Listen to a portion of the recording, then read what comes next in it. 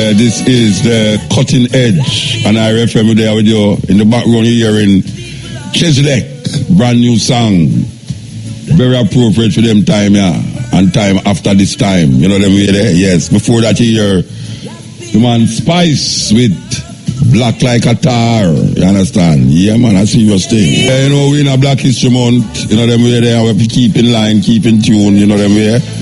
We can't really go on like it's not a serious time. We said last week that them always ask, so what have we achieved as African people? Let them know we have achieved survival after so much cruelty, death and destruction. We still there survive. It's enough achievement that because we're not supposed to there, but we're there. I celebrate our Africanness, celebrate what Africans have given to the world over the years. So we have a big thing line up here. We want to really carry to Ethiopia. We want to interview the Ethiopian ambassador about developments in Ethiopia as it concerns the Rastafari movement, especially on Shashamane land. So we want to stick around for that. We want, you know, that is a very important part of the whole preservation of our Africanness. We want to talk to, well, we hope we get him still because, yes, we need to get him, not hope, we need to get him. Dr. A, Chief Medical Officer in the Ministry of Health, and you're not going to believe what I'm going to say. You're not going to believe what we're going to talk about. And guess what we're talking about? Rasta and ganja we're talking about, you know, on another level. Rasta and ganja on another level. And we want to talk to Sanya Naya about a thing that is taking place at the university, Global Reggae Conference. But we have a special guest. I don't know if I must say one of us. Going to be in the studio with me. Believe you me, you're not going to believe it. You're not going to believe it. You might hear about Sleeping Giant. You might hear about Still Water Run Deep. Well, this data here, where we're going under the studio here, is one of them Still Water will run deep as a poet.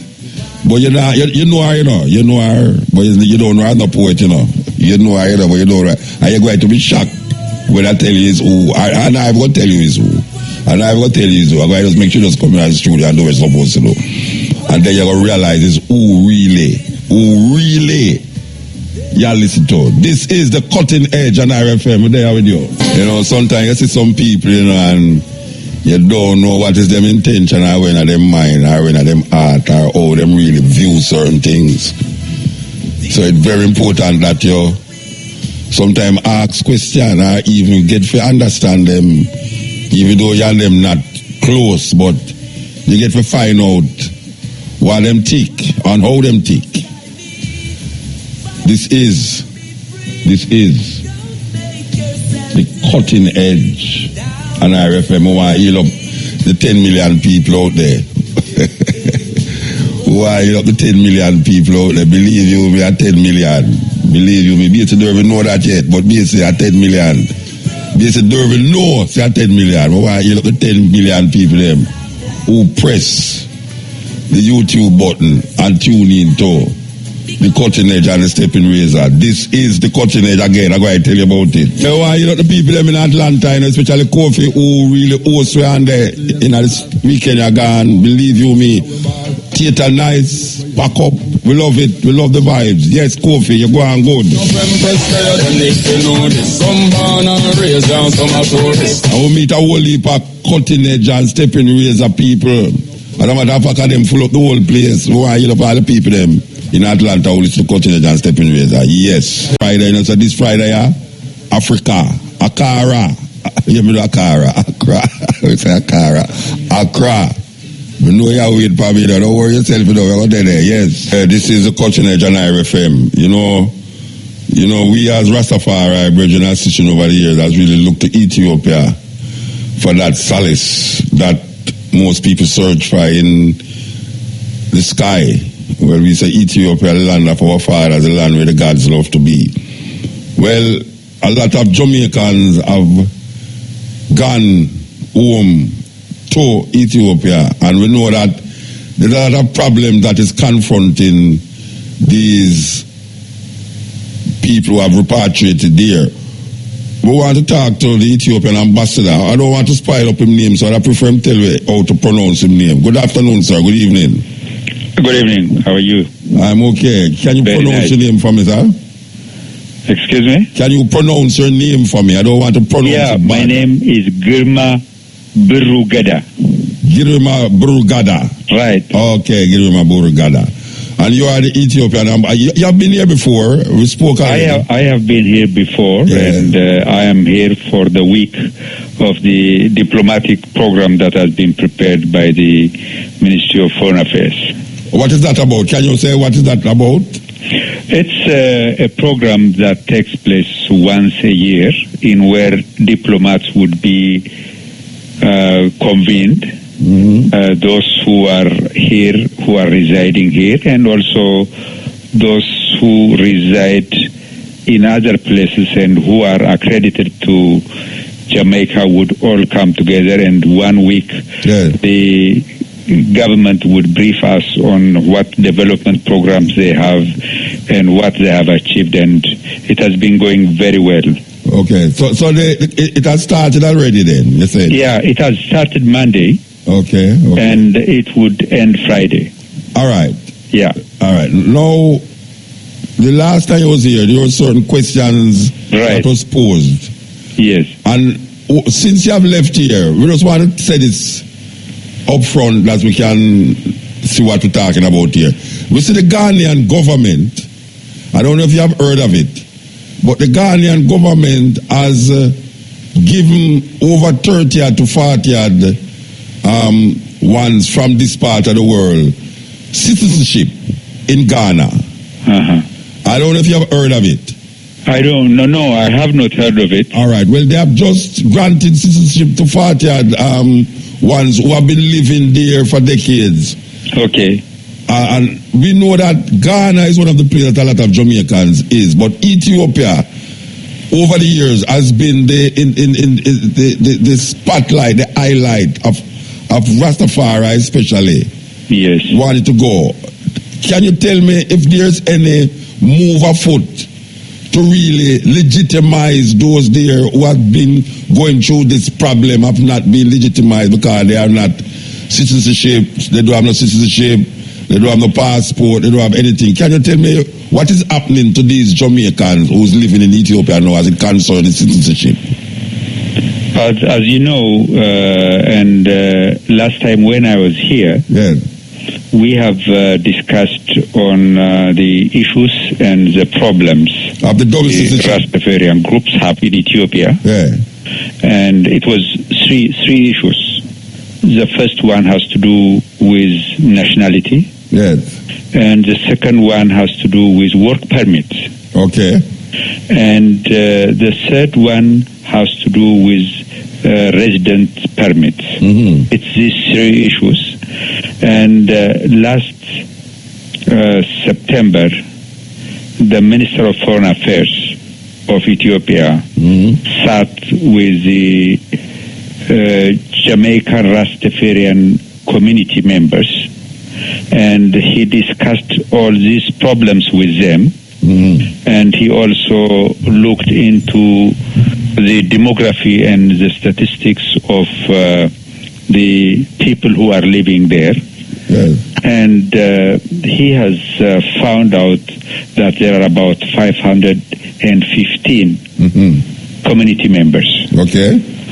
All of them is on Shashamane, or they are all over Ethiopia? They are not only in Shashamane, they are in Addis. Okay. They are in Bahir Dar, and they are in Lalibela. And in very important historical places. Okay. So their issue has been looked into, and then the foreign minister has proposed to the prime minister on how these issues have to be addressed, and the prime minister has directed the Ministry of Foreign Affairs and the Immigration Office to address their issue of citizenship and their issue of work permit and other things. And at least for now, they have been provided an identification card so they can move from place to place and they can also work. All right. So you are saying now that the card legitimizes them to a certain extent. And the legitimization process is going very well, and it for sure would be concluded to their satisfaction. All right. So it means that later down the line they will be granted citizenship. That's what you say. Yeah, that's my understanding, sir. And you know you can't give a time frame in it. And it would be definitely concluded by this year. Okay. Yeah. I don't know about how much people. You know about how much of that 500 will be granted that citizenship? Yeah, and of course, of all these 515, some of them, about 200 of them, were the Rastafarians that have been born in Ethiopia. Okay. Yes. The rest are from Jamaica, from Trinidad and Tobago, from United Kingdom, from United States, and all this would be treated by the request that has come from the Jamaican group. Okay. All right. I want to get something clear now. Yeah. The Jamaicans there that is looking to be legitimized in citizenship as citizens. What has to happen from this side, from the government of Jamaica? Is there something that the government of Jamaica here need to do? The government of Jamaica has been closely following this. Every time I come here, this is an issue they would be raising to me and to some other officials. Okay. And there is no anything we are asking from the government of Jamaica at this stage. Okay. You are sovereign enough to do. Yeah, we are doing it by ourselves. By ourselves. And you said before the end of this year. We'll address the issue and we'll formally report to the Jamaican government that's closely following the issue also. All right. We'll talk about three different things now. What is the qualification to become this citizen, as you say, later down the line? What must a Jamaican or a Trinidadian or a person from the state, what should they have to get this benefit? This is a special case, In Ethiopia, citizenship would be acquired only through blood, by being born from Ethiopian parents. Okay. And there is no double citizenship in Ethiopia. There is no dual citizenship. The case of the Rastafarians would be looked into in a different way. And this is going to be done under special decree or decisions. Okay. This is not going to be given to any other any other group? No, because the Ethiopian constitution would only allow citizenship to be given to people who are born from Ethiopian parents. Yeah, I understand. All right. Did the parliament convene to make this special arrangement for it came to the parliament? Yeah, it has come to the attention of the Prime Minister. Yes. The step before going to the parliament. Yes. So the recommendation that has gone to the Prime Minister from the Ministry of Foreign Affairs was to be able to look into a special condition for this group.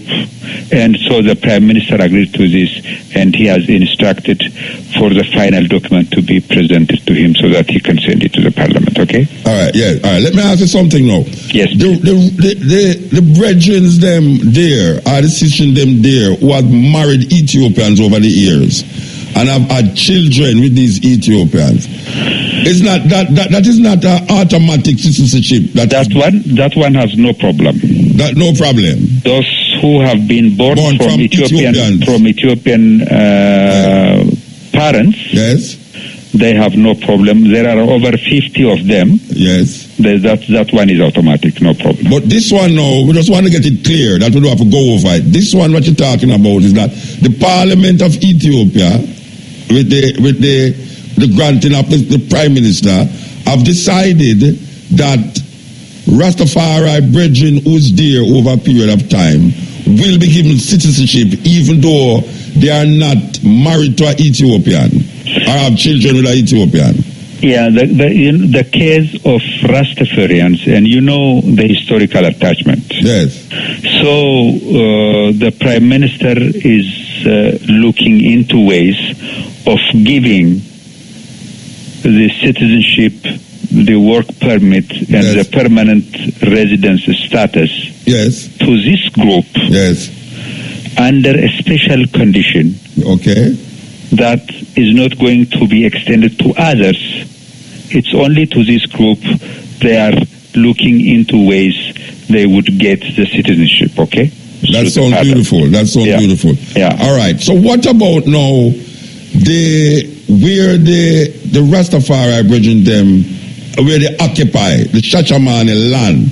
Because we know over the years that Shashamane land grant has been a stalemate with the Ethiopian government, with the Rastafari bridging them, and with this idea that Haile Selassie gave this land, and it is necessary that the Ethiopians them do something with it. And we hear that various people come and say the Rastafari bridging is not doing anything with it, so they need to take it back from them. What is happening with that piece of land now? Look, the history is when the emperor went back from the visit here, yes, he has allocated about 200 hectares of land for those who have come from here and from some other places too. And by the time land was taken over by the government, there were about 15 of them who were on the land. So then about 100 hectares of land has been given back to them. So in terms of ownership, they don't have any problem. It's the issue of title deed. Okay. So this issue of title deed would be addressed through the process I have mentioned earlier. Of citizenship? Yes. Okay. And this time, at least those who would like to live on land that do not have any problem. Let me tell you, in Ethiopia, even if the Rastafarians live illegally, no one would touch them, okay? Other people would be taken out. There are some who have not even renewed their status or whatever, but they are still living, okay? It's home for them. Yeah, but I know and they are always welcome also. But I know a lot of Rastafarians who have to leave because the status is not good. In Ethiopia, they were told to leave because the status was not good. Yeah, they would like them to live with full recognized status as well. No, I'm saying they were told to leave Ethiopia. Yeah. Because their status was, I'm hearing you say that. If they want to leave Ethiopia? No. You're saying that even if their status is not proper, they still live. But I am saying to you that there's a lot of Rastafari Aboriginals who had to leave because their status was not good. What do you think is causing that? I'm not clear on this point. All right. Please. You just said that even if their status in Ethiopia is not good, they still live there.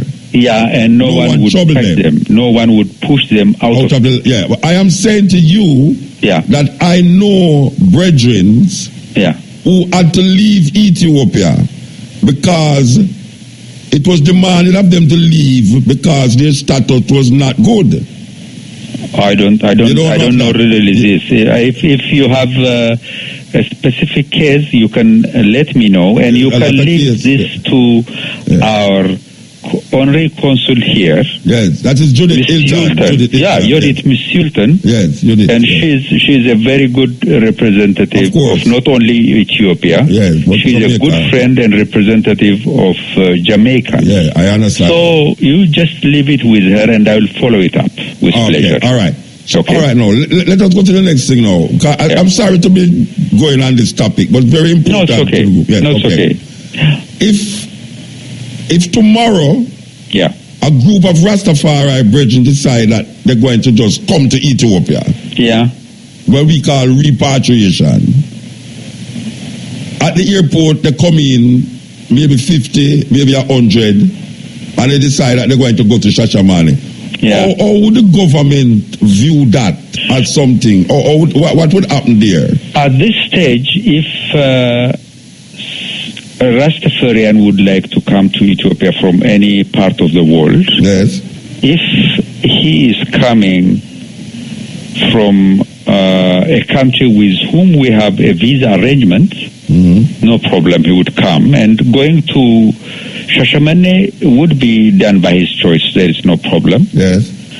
And in terms of accepting him in that community, it would be the decision of the community. Okay. You know, the Jamaican Rastafarian, they have a development community. They have non-profit status in the country. They have organized themselves. So maybe going to them and discussing with them on how he continues to live there, having a real status hereafter, of course, because he's going from a different country, would be something that can be handled. Okay. Yeah. All right. The government of Jamaica, and as you said, there's a conference here that is happening. Can you tell me what is it particularly, and what is pointed between Jamaica and what kind of is trade, culture? What is it that Ethiopia and Jamaica is now trying to come together to do as a body of people? What we have proposed to the Jamaican Ministry of Foreign Affairs is to have a bilateral cooperation framework. A cooperation framework in which we would like to cooperate with Jamaica in areas of entertainment, including sports, and also music, which is very much loved in Ethiopia. On this area, we can cooperate, and particularly in the areas of sports, we have advantages. You have a very good advantage of sprint runners. Yes. And we have a very good advantage of long-distance runners. Yes. So exchange of trainers and exchange of experience in these two areas we think would be mutual for both of us. And the other one is on exchange of knowledge. You have achieved a middle income status already. Yes. You have a very good knowledge base on how to organize development and all these things. We think we would learn from this one as well. And in areas of tourism also, your level of tourism development is an area where we can learn better. And we would like particularly to learn from your master program of tourism development. Yes. So if this cooperation framework is agreed between our two countries, then through that we can discuss with other ministries. So what is it that the Jamaican government is requiring from Ethiopia? We are told that Ethiopia is one of the fastest rising economy in Africa. Yes. And they say, I was reading a magazine that last year, one of the 10 best destinations for tourism was Ethiopia. Yes. What is it that the Jamaican government, can you just mention sprinting music, and what is it that the Jamaican government is seeking from the Ethiopian government as it relates to bilateral agreements?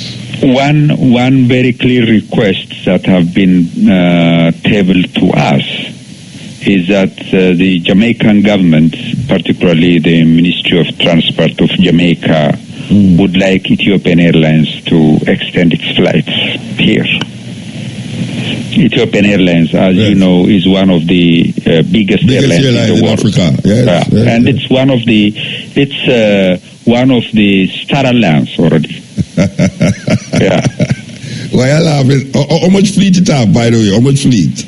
Yeah, and it has over now 100 aircrafts. Okay. And it's flying to all continents. Yes. And it flies to over 50 destinations in Africa. I've taken it quite a few times. Few times. So that airline, if it flies here, yes, it would be a gateway for all Africa to the Caribbean. Okay. And it's a correct strategy that they have asked Ethiopian Airlines to fly here. Okay. And I am going to send the regional manager of Ethiopian Airlines of Northern and Southern America by mid-March here to come and talk to the government. So where would they fly to? From here to? Where would they fly to? It's a matter of extending one of the flights. It is flying to Washington every day. Okay, yeah, Washington. And it's flying to New York 3 times a week. Yes. And it's flying to Los Angeles also 3 times a week. So it's also flying to Brazil. Yes. So to the Caribbean area, yes, I am sending that person to study to open a flight line to Jamaica. It could be 3 times a week maybe first, but later on, as the market develops, it can extend. But you're not saying that if you leave here on an Ethiopian airline, you're going to Ethiopia, you can be going to Washington. That's what you're saying? Yeah. Okay. And Ethiopian Airlines can directly fly here. Yes. And there is no problem if the market guarantees that. Yes, yeah, because I know that South African airline flies to Africa from America, and just like Ethiopian airline, but you don't see any airline flying from the Caribbean into Africa. When Africa is a shorter distance between here and Ghana, it's much shorter than between here and England. Yeah. And we have to make sure that if African Airlines flies here, the tourism routes would be very good. Of course. Yeah. Stopovers is serious. Overnight stopovers. Because there's many times that I am traveling, I have to overnight in a place that I don't really want to overnight in. You know, and it would be nice if, you know, you have overnight stopovers on the way to Africa. People who's coming from America overnight, it's good for tourism, good for the market, you know, the selling of this and that, you know, it would be nice. But we have been saying this for years. And to me, it's like your voice is just a next voice who is saying the same thing. What is it that is hampering governments to make a move when it comes on to these things? Because what you're saying here, now the Nigerian airline tried it from Barbados and nothing came out of it. We have lobbied the Senegalese and the Gambian people to do it.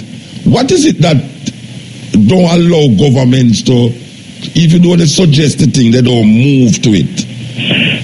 One thing is the decision has to be made on commercial basis, you know? Yes, I understand. And if the return flights is not there for the commercial airlines, or if the peak level is not there for them on their return, yes, then they would be discouraged, or the price would be so high that it would not be feasible at all. Yes. And otherwise, sometimes one has to decide to be able to develop the market. Yes. And so if the Ethiopian Airlines makes the study, maybe we will see what your government can give here. Yes. In terms of concessions, for instance, on landing and for this sort of fees. Yeah. We have to look into ways of connecting this very nice island to Africa. Well, sir, I can tell you something. Yeah. Now more than ever, we need that Pan-African connection. More than ever. In this world, you know, where we say globalization is now really Americanization, we as African people need to understand. Yeah, I understand. And let me tell you one thing. If there is any place out of Ethiopia that I feel very comfortable, it's this country. Yes. Okay? Yes. It's a country I feel that Ethiopia is loved as much as it's loved back home. Well, I'm giving thanks that you're here again, and I know I don't remember how long it was, maybe a year or so you was here before.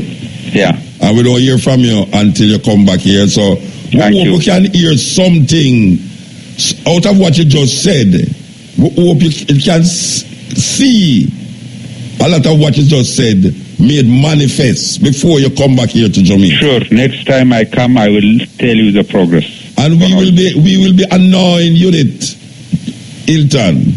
Sure. With what you just said. We will be going, speaking to her, talking to her and saying what has become to all those nice things that you said on the radio to me. And next time I come, I make sure I will look for you and I will talk to you. Okay? Okay. All right. Yeah, man, give talk. Thank you, sir. Good night. Yes. That was a serious conversation. I mean, it's so nice, but how much times have we heard this nice talk? Anyway, that is Girima Bureti, the Ethiopian ambassador. And yeah, this is the second time we have spoken on this program. And very interesting, and we really want to keep this in mind. The Ethiopian government has intervened in this this citizenship requirement for Jamaicans and others who have been there. And it has now become something legitimate that a lot of Jamaicans, especially Rastafari brethren, will be given citizenship after so much years of lobbying. He's saying that before the year is finished, this is 2017, he's saying that a lot of Jamaicans who have been living in Ethiopia without citizenship, proper citizenship, will be given citizenship status in Ethiopia. Not because they are married to Ethiopians or have children Ethiopians, but because they are Rastafari brethren and sisters. We have to keep this tape here, you know. We have to keep this tape here. Not because they are married to Ethiopians, but because they are Rastafari brethren and sisters. This is what the ambassador just said. So, this is Black History Month. We want to keep that in mind because a very, very important thing that him just said. This is the cutting edge. This is the cutting edge. Right there with you. Well, I'm going to tell you, this lady looks strange in the night with her African robe and her African gown. Oh gosh, man. You know, so we have a daughter in here where you wouldn't believe, say, what she going to do here tonight, yeah? You know her in the morning hours for years now. I do the Jamaica, what do you call it again? Jamaica Corner. Jamaica Corner. The Jamaica Corner, but she in here is a different person tonight, you know. Yes, tonight I'm Queen Amma. Oh, your name Amma? Yes, that's my day name. I learned it when I went to Africa. Wait, your day name? Yeah. So you have a night name? You have a night name? Well, it's Pat. Okay. But when I visited Ghana in 1999, yes, I was told that because I'm born on a Saturday. Your name Amma? My name is Amma. So it's Queen Amma tonight. You know what the man would name if he born on Saturday in Ghana? I'm not sure. You know that name? Kwame. Okay. Yeah, you know which day you're born by the name, the first the name that they call you, yes. Yeah, and then Kofi, I think Kofi is Friday. Yes, I remember. And Kwashi is Sunday. Mm-hmm. Yeah, in Nigeria. Sorry, in Ghana. In Ghana, yes. So you use Amma? Amma. I would have never know that. Believe you me, I never. So tell me something now. Yes. I never know say you're a poet. I have been writing poetry since I was in my teenage years. Then, you never read nowhere yet? Me never hear you read nowhere yet. I just thought share you read it. I share you all over. Some of them are love poems, but you know. Yeah, keep the problem to share that Lord Rasta. I enjoy some of them, man. That's why I know some of that for bring it here because you can't just talk to share all the while, talk to share all the while. No, I have the message for my people, Jamaicans, especially Black Jamaicans. You know, Afro-Jamaicans. So you ever quarrel with them about your poem? You ever read about tell you foolishness and you don't say, let me alone and me write my poem? No, he's actually... very receptive and... Yes, and dare I say impressed sometimes. All right, we're going to come forward with somebody poem right now because, believe you me, this is very interesting to me. This is very interesting. Sometimes you see somebody say, there's a sleeping lion. Lioness, a sleeping lioness, a sleeping lioness. So we're going to find out. We're going to wake her up publicly for the continent a little more. All right, we have on the line here Dr. Delahaye, and we have had him on the program before. But this one, I had to get him on the line because me and him have a conversation. Yeah. Good night, sir. Yeah, man, I want to work on a new passport to top years. Why you say that? Tell me. I'm not follow your program about the passport thing with Ethiopia. Yeah. All right. Let me figure out something in my life, yes or no? You is the chief medical officer in the Ministry of Health, right? That's correct. And you is also a psychiatrist? Yeah, man, addiction psychiatrist. Yeah. She said the whole of Parliament need a psychiatrist. I can't comment most, I know that. You can't comment. Me, I tell you, say, you need to go get a different job. The Ministry of Health needs psychiatric treatment. Believe you me. Anyway, all right.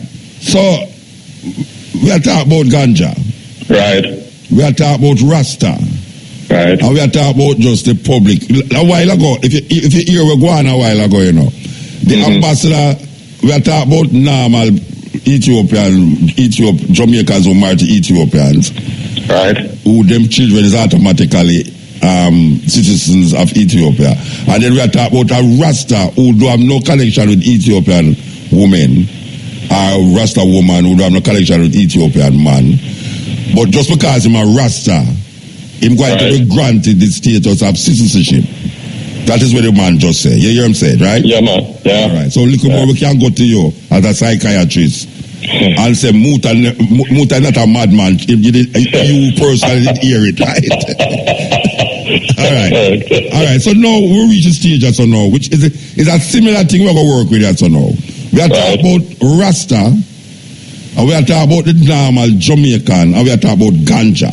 And how ganja affect the Jamaican people who is not Rasta, and if there's a difference in the effect of ganja pan Rasta as opposed to the normal Jamaican who just smoke it as a creation, and the Rasta who smoke it as sacrament.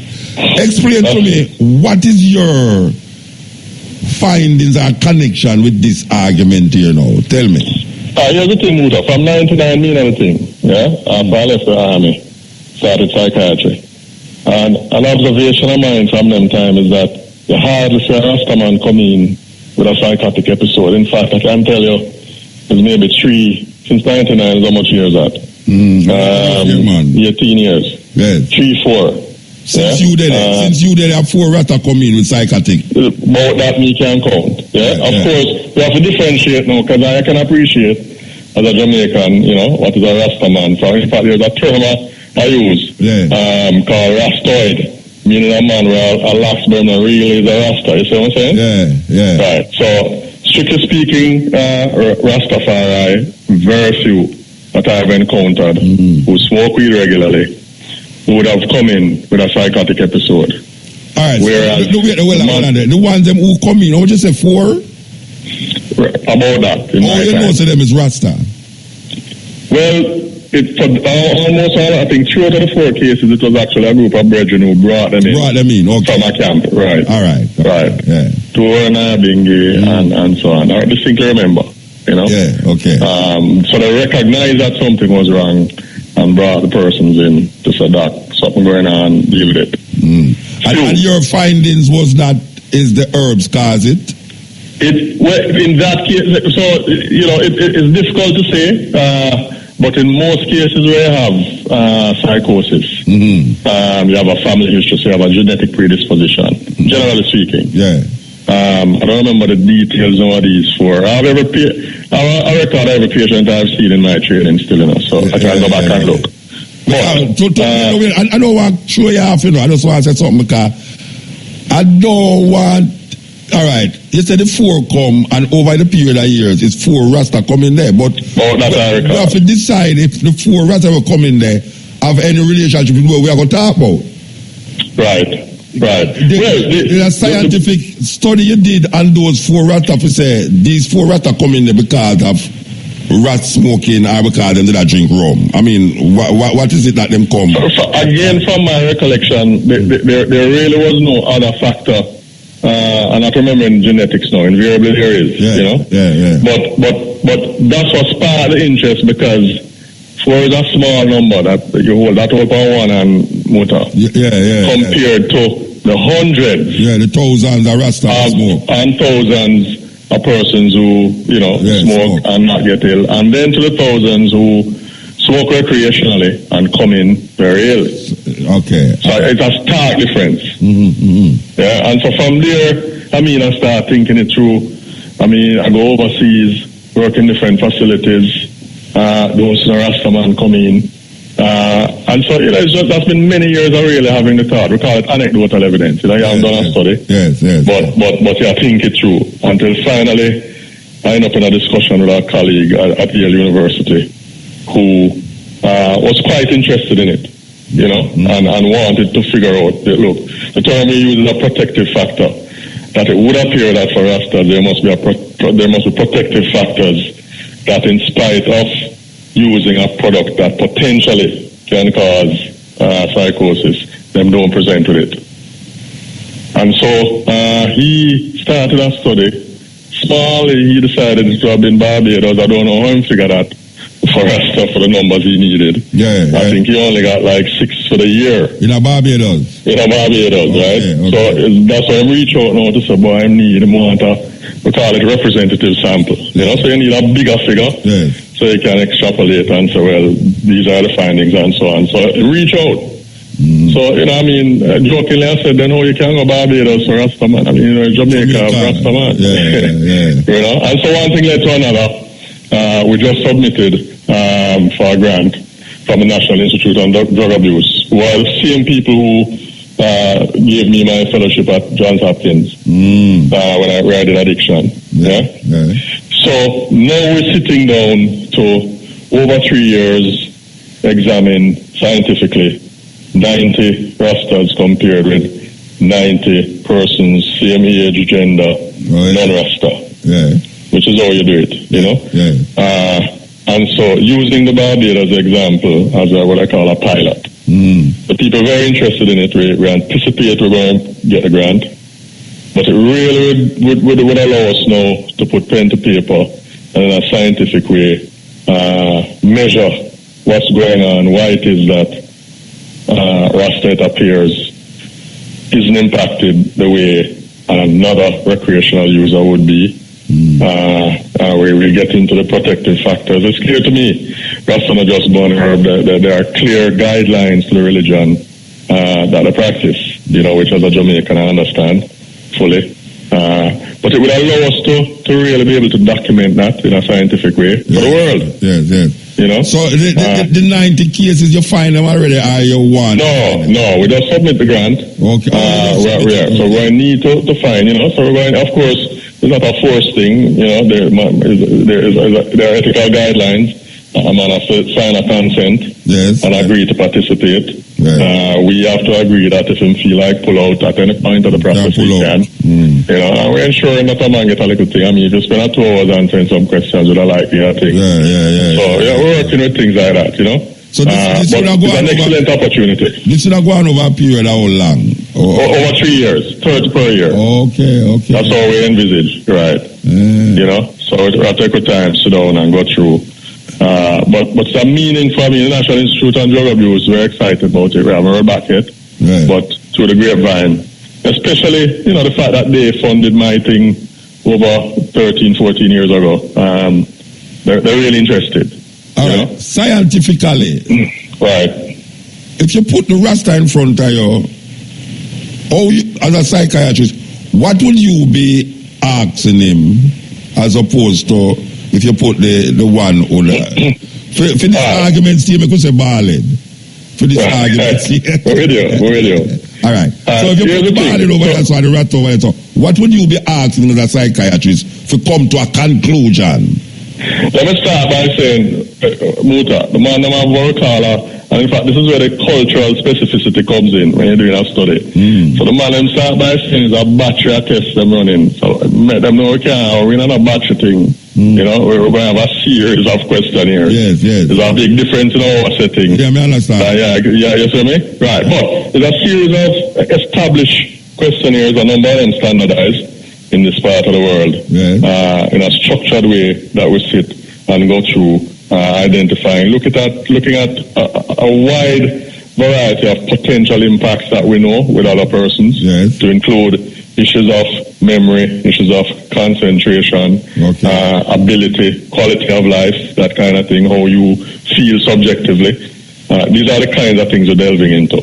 And then, of course, you have the usual psychotic features, things like, let's give you an example, hearing voices, getting the feeling people following you around, you know, feeling like things touching you on your skin, but when you look, there's nobody. Those kinds of things. But me feel that way that I don't smoke. Well, there's that too. And then, of course, most importantly, use. How much you use, how frequently, how many years, those kinds of things. But in that system, them things that we just name out a while ago, paranoia and all them something there, it's something most Jamaican tips here now, you know.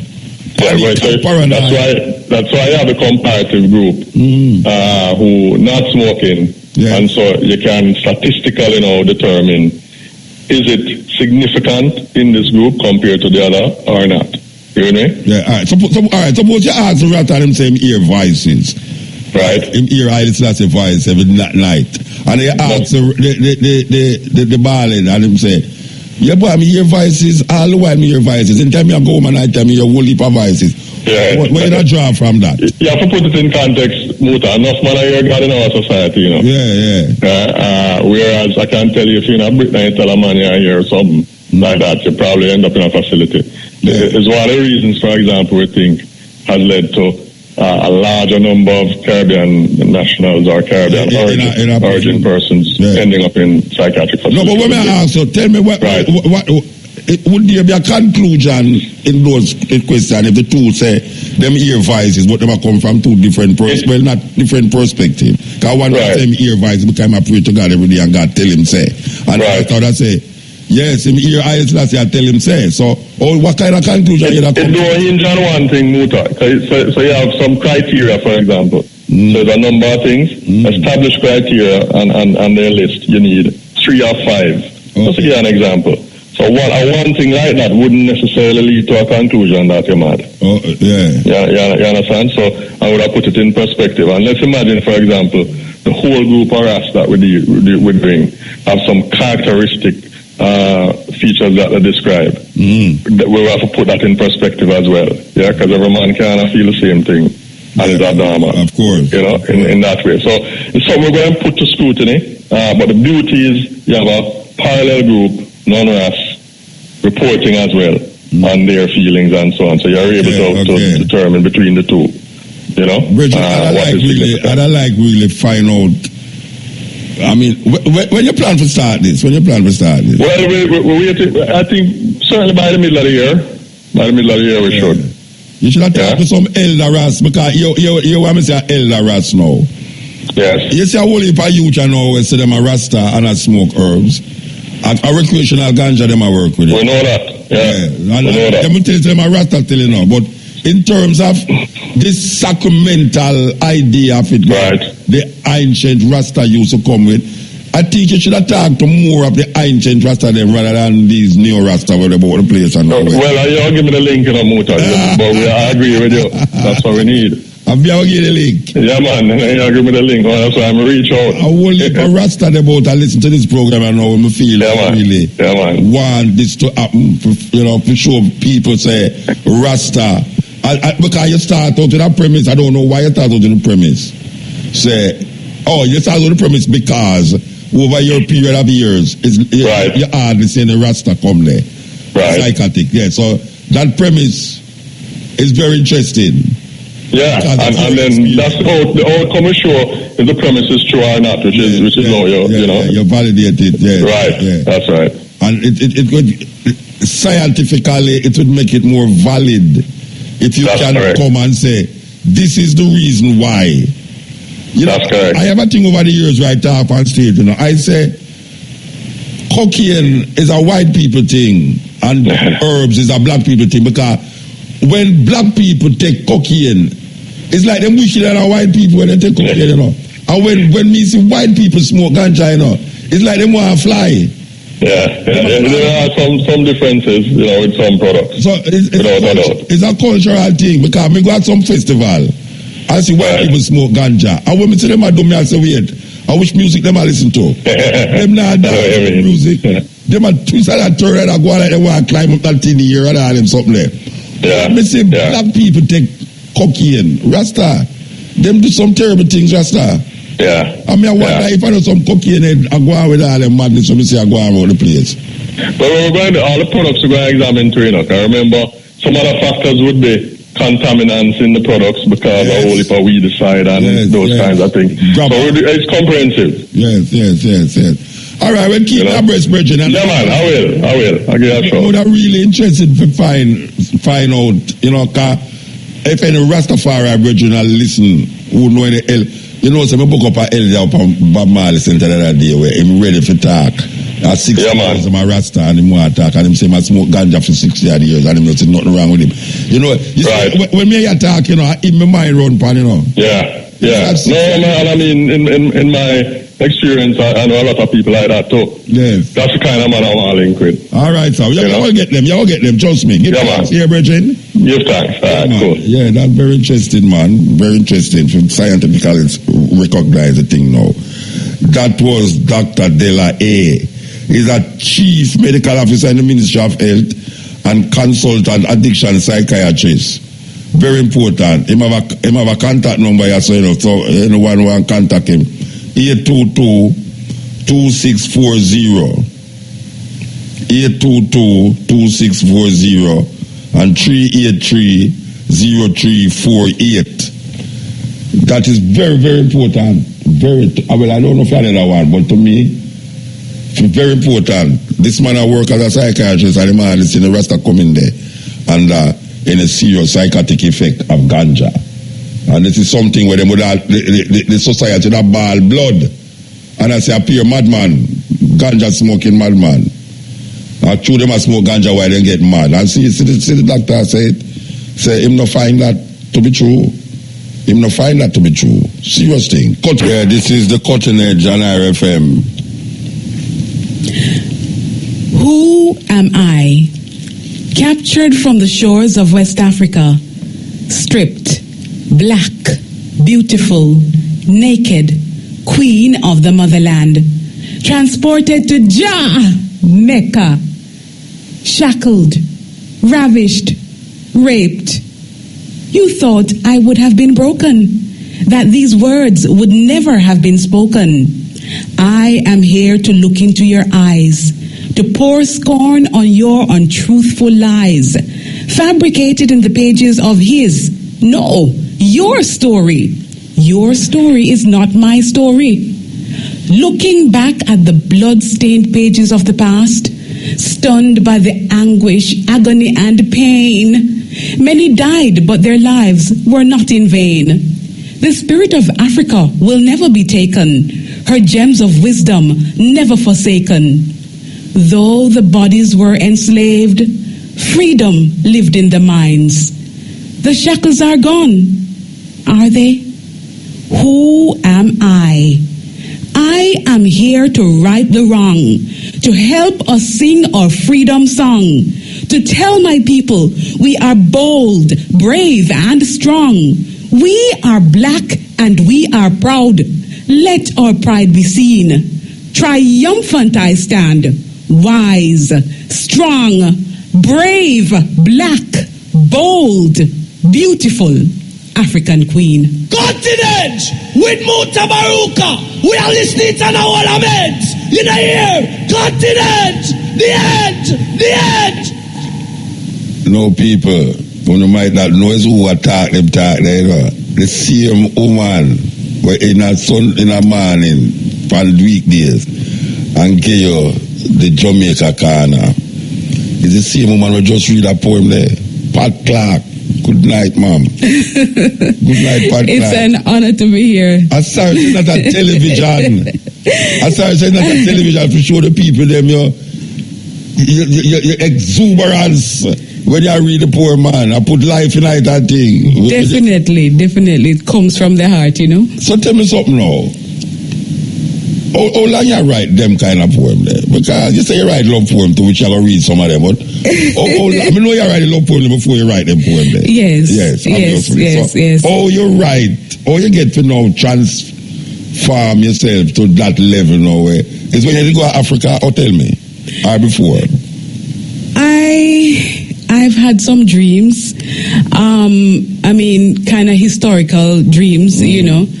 I kind of figure that perhaps back in the day, I might have been one of those rebellious ones, you know, in the past, if you believe in that kind of thing, you know. I mean, in one dream, I was trying to escape. I climbed a tree. When I looked up, the guns were pointing at me, and then I woke up. That sounds like a poem, and I say, you climb a tree and the guns were pointing at me, and you wake up. You understand? All right, so... You never published none of them? I have not published any of them, I said. You not performed none of them? No, I have not. May I ask you something? The first you going to perform a poem on the radio? It's the very first time. You're serious? Yes, We have to save that tape, you know, Chain. We have to save that tape, you know. We have to save that tape, It's the first Pat Clark I'm going to read a poem on radio. You intend to publish them? Yes, I would love to publish them. That's my plan. You have a publisher? You have a publisher? No, not yet. I'm going to tell you about a publisher. Thank you so much. Shane Clark. Shane Clark. He can't publish it. He can publish it. Yes. All right. So what do you get for read? What do you get for write all them poems? It's like in the nights, you know, that I write poems. Like, for me, it is kind of healing, you know, to write poems. I mean, I have always had this issue from I was like in my teenage years, looking for identity and so on. And, you know, I had a little problem with people like saying, boy, I'm a Jamaican. They don't want to take it any further than that. Okay. Black Jamaicans, you understand me? Yeah. Them no say them are African or, I mean, you know, they want to stay away from that.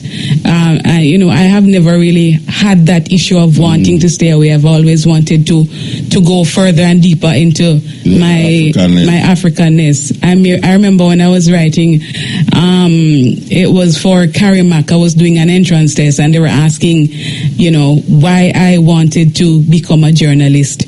And I was saying to them that, you know, in the essay, that I felt like I was a queen in Africa. I mean, some time ago. It's my mission now to, you know, educate my people using the medium radio, you know. Yes. I know, say, me need to cuss him still, you know. And him can't say a lie, me I tell you. You know, long. Me I say, Shane, give me the Jamaica corner, they make me play it on the cousinage at night time. And the man will never give me them, you know. I don't know where I'm up against me, you know. Well, this must be the turning point now. No, me I tell you, me say, watch out, me say, but I love play the Jamaica. Because you say some things for Jamaica corner, you know, when I say, it needs to do more than one time a day. Definitely. And I say, give me a series of them, make me play them on it, because it's very important. It was your idea to do that? Or how that work? Well, Mr. Young, you know, actually, Carl Young, he was very instrumental in the program. I mean, initially it started out as a visitor's corner a long time ago. Me remember. Right. All right. So, may I ask you a question now? Because I get excited. Your co-worker, them knows I saw you stay in real life. Your co-worker, them knows I saw you stay. This African-centered lady who have an African, if they ever come here now, they're supposed to give her your fenugrease. If they ever come here, see you, they're supposed to fenugrease. Oh my gosh. I'm a my mother used to say fenugrease. You know what fenugrease means? Is shaving cream? No, but I tell you, I can't talk about it. No, but seriously, your co-worker, them know say, them kind of way they. You ever talk in your workplace? That way there, I mean, like how you talk about, yeah. Yes, I have spoken, but sometimes depending on the response. Yeah, you just blow it. Yes, yeah, some of the times. But I sometimes I get passionate when I hear, certain things being said, maybe about Africa and some misconceptions and so on. Yeah. And I'm the one to say, well, I'm going to point it out because, it's not really true. We need to know who we really are. No, but I tell you, it's sweet me that I know who you are tonight. It really sweet me. All right. But I love you read one of the love poem to me. Read it to me like how you read it to Shane. Lord have mercy. Read it to me like how you just look at my face and picture Shane. Because how much poem you have? How much poem you have? I have quite a lot of poems. Like you can't estimate. Me can't. Our foolish question that me have. Because I don't like people ask me that question. Because I don't even know how much poem you have really. But you seem to have a portion there. All right. But this poem is for Shane, but with a muta face. Shall I read it to me now? Go ahead, read it. Love is likened to a rose. Where it springs from, no one knows. In your heart it does appear, though you scarcely know it's there. As it slowly starts to grow, you try not to let it show. Nothing can to it be compared. The flower of love is very rare, for it can never stand alone. Another's heart must be its own. One who'll always be sincere, who you know will always care. This rose has the power to obsess in ways that you'll find so hard to express. For truest of love is never bold. Love's message is timid, though tender when told. The presence of love you dare not deny, no matter how hard you may desperately try. This flower can never mature in a haste, for patience in love is never a waste. Although its powers can make you seem shy, its petals reach outward in search of a sigh. Like a fervent fire of sweetest desire, it keeps on growing higher and higher until love's bounteous fullness is in total bloom and true love is encircled in sweetest perfume. I don't know if you say that. I don't know if you say, believe you me. This lady hide her talent for how much years now, Rasta? I don't understand, You can't have all them poems that stitch up in a corner like a roach come eat out the paper them. Eh? When they're coming out of the Jamaica corner. It look like you're ready for your Valentine Day too. It look like you're ready for your Valentine Day too, with all them love poem there. No, but you don't have more love poem there. I have more love poems, We too more for the do. And the African poem, them. No. Wait, come on. Let me find Jamaica corner. I mean, when they are now, I get confused. Yes. You want to read the African poem, I want to hear somebody love poem, them right now. Believe you me, I want to hear somebody. Okay, let's go. This one is called Yesterday. Yes. Oh, that tomorrow could like yesterday be, when love was bold and strong and free, when he came up and stood by me and caused my heart to fill with glee. Afraid of love, I sought to flee, but my heart whispered, let it be. How pleasant was love's sweet surprise, the passion burning in his eyes. Plain could I see through his disguise, love's hidden message never lies. He said it all with just one glare, and how he felt to me 'twas clear. I never thought he'd really care until he came and stood right there. I felt no doubt with him so near, my all with him I'd gladly share. I wanted just to be sincere and overcome love's blinding fare. Not knowing what to do or say, I let the moment slip away. And when he turned to walk away, my heart was pleading, please, love, stay. That magic moment of one day, when eyes conveyed what lips should say, had prematurely slipped away. And that is why I'll always say, I wish today was yesterday. That poem is before you meet Shane. That poem is before you meet Shane. Tell me says like that. It's true.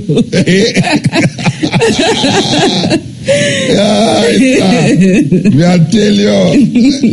Overdose have a poem. Tell you overdose. You tell me. No. No, I tell you, a sweet poem let me write. No man, yeah. And you know you have the voice too, you know.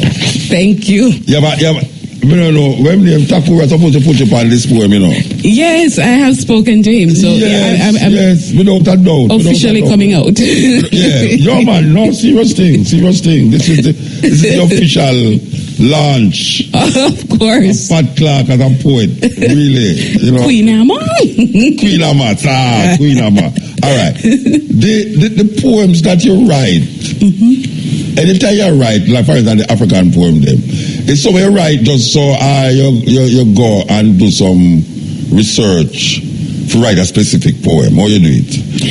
It comes from inspiration. I might be thinking in a certain mood. Yeah. I don't actually do research, but life is research in itself. You understand? Yeah. So I might be, just thinking about something of the past, and then I get the emotions come out and I write it. I write it down. Yes. African poem. An African poem? Yeah, man. Okay, here we go.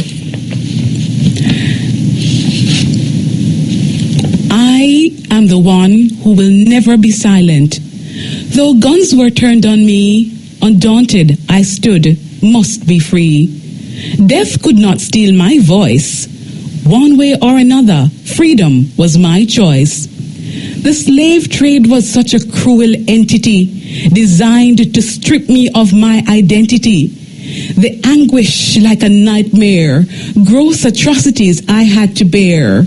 Living in a body that was owned by another, families separated, no sister, no brother, motherless children, fatherless sons, yet ancestral blood still in our vein runs. You indulged in the sweet taste of our sorrow, while our children languished for a better tomorrow. Where is your conscience? Has it been lost on the winds of time? Remorselessly still, you refuse to make reparations for the crime. Africa suffers from the rape of the distant past.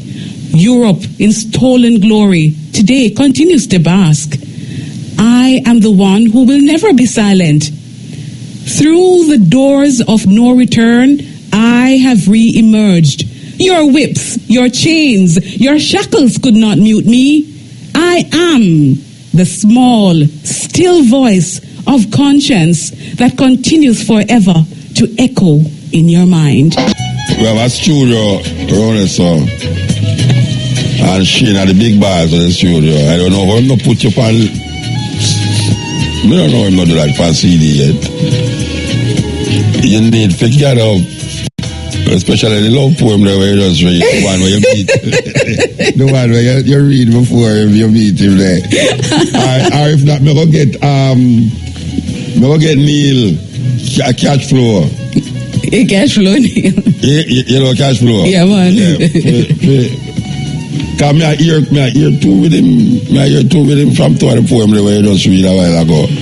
Where strictly, I was IRFM, I work with that, so now. Right. You know, apart from just the Jamaica corner, and hope that when you go up on the stage, you can do it with the music too. Yes. You know, because you look like you could have really rock a thing. I'm a great dancer. You're a great dancer? Yeah, you're serious? Yeah, African, you know. What? No, serious thing. No, it's what nobody say. It's like you can't judge people. No, you can't judge people because we don't never know.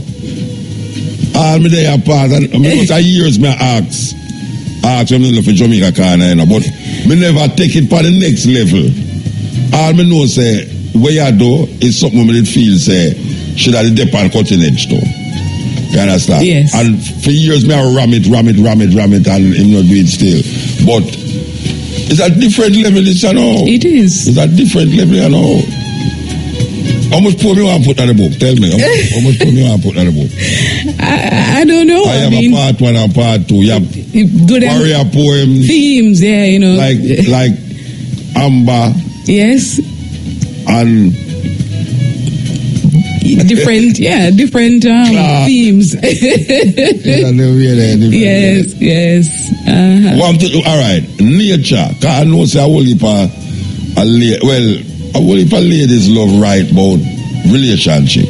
You find that most of your poems is about relationship. In the earlier stages, yes. Okay. But I find that I like to write stuff about emancipation, freedom, that type of thing. Want to like situation, not love situation or African situation, but just jump like how we are going here so now. Yes. The children, them and the women, them and things. You find yourself right. I'm thinking to write because I was writing something about, Zik V, I trick them, want trick we. What a brightness. Them want give we picnic encephalitis. Everything that bad them send down ya. Want mash up a body with chicken gun ya. And only mosquito do it. We have to watch what we eat. Chicken forward, turkey neck back. We have to find another way to see it. What we cook, what we yam, how we do it. Zik V. Me not gonna make them trick me. Yes, Papa. But I tell you, I am really taken aback. I am taken aback. Believe you me, I am taken aback. Because as a poet, me like hear ones who hide them poem, read them poem. Yeah. But I like when people write poem and publish them poem same time. Because poem come most time personal. Yes, they are. Yeah, that's why the poet is so true. Because most poet that I know is speaking from them heart. Them not just write because them want to go up on CD or them want it's after a long hour. It's a personal thing, yes. Yeah, because when me did I write first, me never did know a day that come and would have put it on a record, and them would have never know the day when I come and sit up in front of 100,000 people. And I read my poem, a bit like it freaked me out sometime if they are fine. Yeah, me that's about me. The poem them me did I write. Yeah. And my mother lied when she used to tell me to turn off the light if you think the poem can't pay electricity. Right. Me I say no, me sit up in front of all 50,000 people and I read the same poem, them it kind of blow my mind. But the poet seemed to be the one who is keeping the truth himself. Yes. I don't know if you find that. Yes. Yeah. Most poet that I know, as opposed to a DJ. Because DJ is poet still. Yes, but it's DJ, word sound, Yeah, I draw from outside, right? The poet I draw from inside. Within, yes, it's true. It's amazing. So all right, women ask if you're a lady who write poems not only from like current what's happening around you, but also from life. Just you talk about life, not life as man business or Africa. Yeah, because sometimes the whole life thing I can't get Africa out of, because here's this poem. No, I don't want to get Africa out of Read it, man. So this is called Sugar. Sugar, to my people, you have never really been sweet. You placed the shackles on our feet. To our lips, your taste was deceiving. For centuries, you left our ancestors grieving. Scars exposed from cruel lashes. Africans embroiled in freedom clashes. All because of the sugar cane. My people suffered so much pain. Even after freedom we gained, your legacy with us still remained. Haunted by your strange addiction, diabetes is now our common affliction. A chronic disease, my people, you've seized, as mindlessly our taste buds we tried to please. To break the cycle, we must learn that for your unnatural calories, we should never yearn. S. Surely you have caused us distress. U. Under your spell, our health is a mess. G. Great is our desire for you. A. Afflicted are many by the harm you do. R. Ritualistic lifestyle. Sugar in your coffee, sugar in your tea, sugar in your bloodstream. Sugar, are we free? You know, say, I hope people will understand the poem there. Oh, true it is as it relates to sugar as a drug. Diabetes, yes. And it is because of sugar why millions of our ancestors died. It is so. And even now, we're dying. That is one of the reasons why I don't eat sugar. It's poison. That protest. Yeah.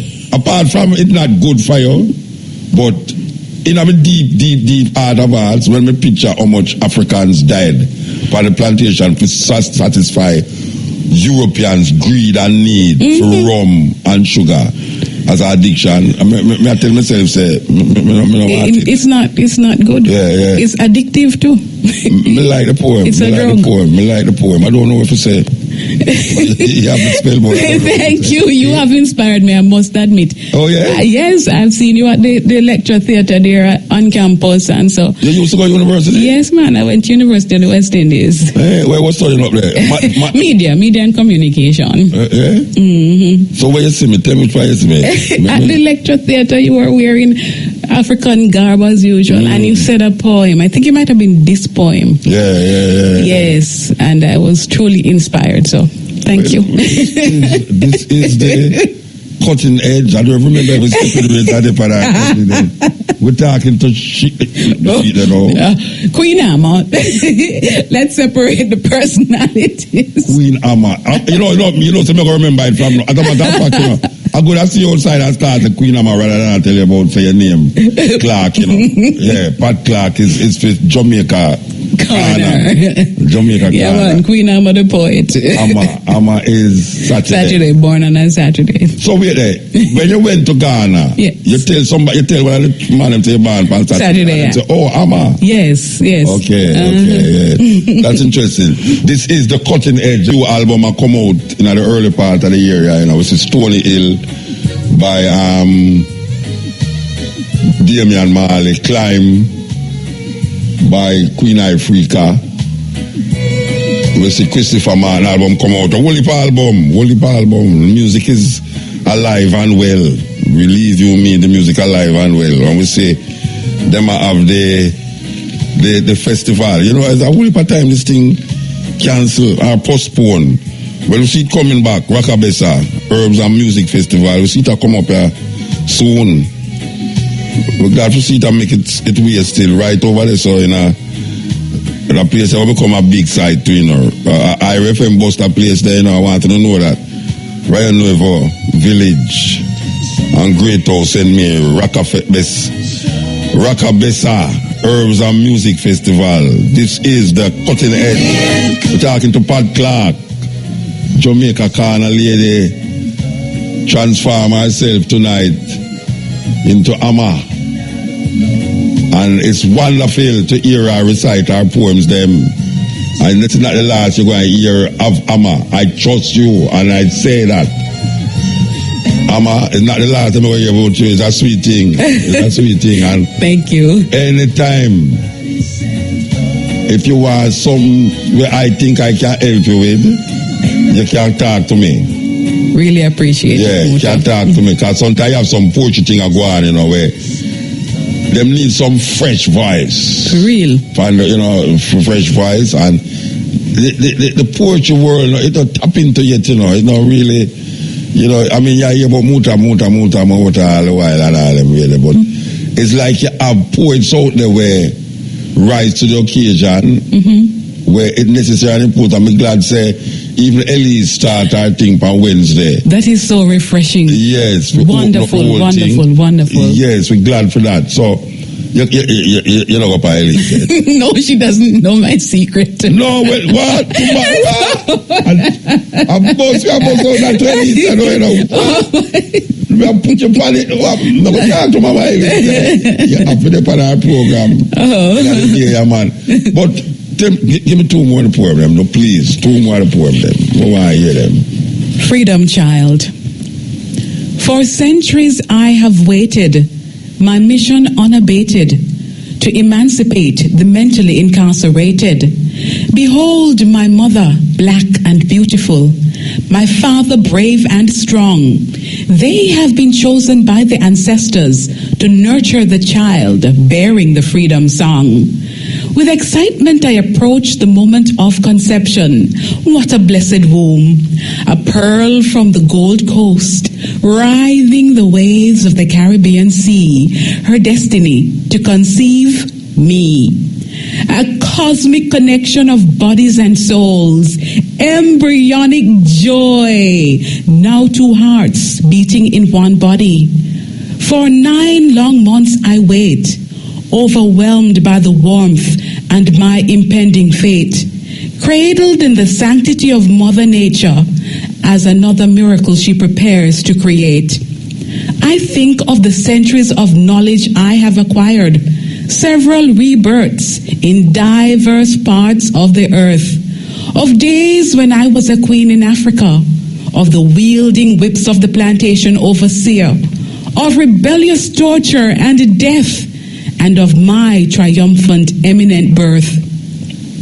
Emancipation Day has arrived. I can't believe it is a blessed August morn, the time of destiny, the day I will be born. My people have waited, and not now at long last. The time is here, the moment has come at last. I have come to free your minds of the shackles of slavery, to liberate the troubled souls overburdened and feeling weary. Though physically no longer in chains, the shackles are still weighing heavily on your brains. To be emancipated, you must fully be free from ignorance, miseducation, crime, and poverty. Black people, step forward and embrace your greatness. Creators of world philosophy, forefathers of astrology, you showed the world the meaning of civilization. Your knowledge has influenced many great nations. Africa is not a land of poverty, although there is poverty of the mind. The missionaries stole the great wealth of the land and left our people blind. The time has come for us to rise up and stand strong. Step forward, be bold, and sing our redemption song. We are the ones who can right the centuries of wrong. Destined by the ancestors to do this, our duty, rebuild and restore our continental pride and great, unfathomable beauty. Yeah, that is Pat Clark. Pat Clark, give thanks. Thank you. No, you are ready for the road. Believe you me, you just launch out there, so now you're ready for the road. Believe you me, man, and we hope to hear you again and again and again, you know. Don't bother come, I'm going like you want to hide up the thing, you know. No, it's out. Yeah, don't bother go like you want to hide up the thing. So, I know, so we're going to find places to make you go read your poem, you know. Thank you. Look how long I FM I have them things until I never hear you decide you want to go read. Oh, come that, you know that. Well, there comes the right time. No, yeah, I know. No, because watch out. There comes the right time. I FM I have Peter Tosh thing. You got Peter? You ever go in there? I have been to, Peter Tosh. Mm-hmm. Not much. Yeah, about 2. Definitely Marcus Gav you the Yes, I have been to Marcus. No, depend it to read poem. Yeah. Not going to be depend it to read poem. Yes. Yeah, you're going to depend Marcus Gav a read poem. I don't know, maybe, you know, I drive so far upon the Peter Tosh thing because I clear over Westmoreland and so, but just like how she struggle for bringing us so that make that night, maybe you can't struggle. You can't go over Peter Tosh thing, but I'm going to find this poem. Yes. And we're going to find, Yasso Tafari. Yes. You know, Yasso Tafari have a thing, Poetry Motion. Oh, okay. Mm-hmm. But I think him done advertise that already. But him have a poetry festival, a Jamaica Poetry Festival. You know about that? In August. Oh, okay. In Miss Lou Ronnie Williams Center. Okay. You say you depend that too. Yes. You depend that too, you know. Prophecy. No. We're talking about prophecy. I don't know prophecy, but I tell you where you depend. So you have to make sure you remember these times, you know, this Poem World Festival. Yes. Which is April 30. I know that one. You depend IRFM Marcus Garvey tribute. Okay. I think that was 17. But before that, you depend the Jamaica Poetry Festival. Yes. Around the Williams Center. So you remember these dates, see? I will do. All right. Give thanks, Mama. Give thanks. Thank you so very much, Muto. Yeah, man. It was really a pleasure to hear you. It was my pleasure being here. All right. Give thanks. Believe it or not, we are connect the thing. You know them way we are connect the thing, man. You know when you get a more program like this, we are bring to you certain level of reasoning and also no music. Yes, no music. What I mean to call young people music and consciousness. Yeah, it can be done, you know. It can be done, man. You just need the right disc jocks them to put it together and make it work. It can be done. So you will say now, we want to play a thing from an Oprah Winfrey show, and this is a woman. I don't know much of you ever hear about Jane Elliot. The white woman is not easy. Believe you me, she's not easy. Jane Elliot. For those of you who want go up on YouTube and put in Jane Elliot and listen to her, especially when she's in a group. We want to play a little clip from Jane Elliot on Oprah Winfrey show I confront white people. This is a white woman. We say all white people are racist. It's a white woman that say that. No, but if it's a black woman that say it, she say all white people is racist. I'm so excited about my next guest. She says, all white people are raised with some racist beliefs, even though they may not want to admit it. That's what she says. Jane Elliot says it's possible, though, to recondition racist beliefs. Jane is a former teacher and nationally recognized expert on race relations. And I don't know, but many years ago, when we were still a local talk show here in Chicago, Jane was on the show. And we did, those of you in Chicago might know this, those of you watching Chicago, we did an experiment with Jane that she's done this for many, many years. She's done it for corporations and universities across the country. It's the blue-eyed, brown-eyed experience, or blue-eyed, green-eyed experiment, where you have explain the experiment, Jane, please. You separate groups according to eye color, and you place those who have the wrong color eyes in the position in which we place minority group members and women in this society, and gays, and people with disabilities. And most of the people that I work with are white, so-called adult males. And those blue-eyed white males, when they are placed in the situation in which they are treated the way women and people of color are treated in this country, react exactly the way women and people of color react in this country. They get angry. Angry. I have been threatened with death numerous times. I've been hit by a white male during this exercise. I've had a knife pulled on me. And these are all white males who say they wouldn't have a problem if it happened to them. And they can't understand Los Angeles because they don't know why those people are so angry. Last winter, we were invited to a card party in the town in which I live. And in 1968, I did this exercise in a very informal way with a group of Rotarians in that same town. I was sitting at a card table, and an older man came up to me, and they started to introduce him to me. And I said, I've known him for years. And he said, I remember you. I've never forgotten you, and I've never forgiven you either. I said, what'd I do? He said, I have blue eyes. I said, oh, you're a Rotarian, aren't you? He said, yes, and I've never forgiven you. The man is over 75 years old. He went through that experience for 15 minutes at a Rotary Club luncheon, and he has never forgotten it in 24 years. He is still angry. You tell me about anger. That's 15 minutes, and he's still angry. And what happens in the experiment? Well, I would you too. That you have those green eyes. That's the problem you're having, the trouble you're having with your daughter, because you have those green eyes and you aren't as smart as brown-eyed people.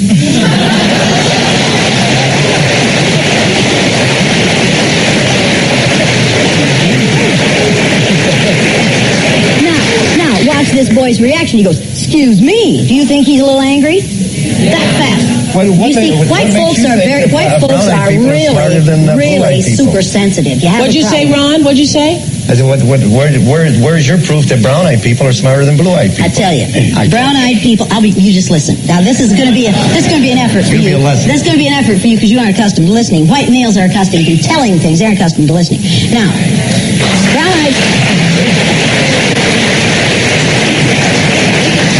brown-eyed people are responsible for the fact that you have electricity. Many of the components for generating and transmitting electricity were invented by brown-eyed people. Brown-eyed people gave us our alphabet. Brown-eyed people gave us our numeration system. Brown-eyed people gave us the paper on which we write these anonymous letters to me that tell me that brown-eyed people are inferior. When you go home, you people do not pray for me, particularly you. Don't you pray for me. Because, see, I don't have to worry about that. All of a sudden, you ain't going to pray for me. Now, brown-eyed people are the ones who originated or who founded every major religion on this earth. No white people have ever founded a major religion. Now, you need to realize the contributions that have been made to society, to civilization, by brown-eyed people, by people of color. I'm talking about people of color here, folks. And most of us are not aware of those things because we live in a racist society and because we are educated by a racist school system that only teaches us about white contributions. And that's a fact. And if you don't like it, I'm sorry, but that's the way it is.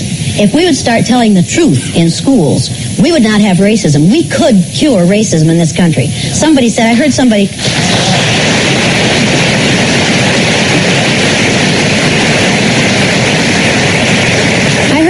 in the green room say that racism is inbred. No, it is not. Racism is not part of the human condition. Racism is a learned response. You have to be taught to be a racist. You are not born racist. You are born into a racist society. And like anything else, if you can learn it, you can unlearn it. But people like this choose not to unlearn it because they're afraid they will lose power if they share it with other people. We are afraid of sharing power. That's what it's all about. That's the reason men won't share power with women because they are afraid they will lose power. People, if we would share power, we would empower many people so that we would all be more powerful. Well, this is the point, Ron. Ron is saying he doesn't know whether that's prejudice or not because he doesn't want to. Myself, I don't know if it is. I mean, is that prejudice? Is that racism? Of course it is. Of course it's racism. In your point of view. In the point of view of most people who understand anything about racism, if you were born, raised, and educated in the United States of America, if you weren't a racist, you'd be a miracle. You all look like a miracle to me. Other countries don't have racism. Other countries do have racism. Absolutely, other countries have America racism. This, America that. We're born in a racist society. That's fine and dandy. But what I'm getting from you is that we're the only ones that are racist. Did I say that? But that's the impression I'm getting from you. You choose to get that impression from me. Not everyone is getting that impression from me. You do because you want to. So that's a choice you're making. You're making an assumption that will defend your position. It's an indefensible position. You're not the person that says because white people like chocolate and chocolate milk, they want to be black, are you? I think you said that. You didn't hear that from me. Did you hear me say that? No, at some other time, at another program. Do you really think I would say that? I don't know. You see, what we're dealing here with is mental illness. Racism is mental illness.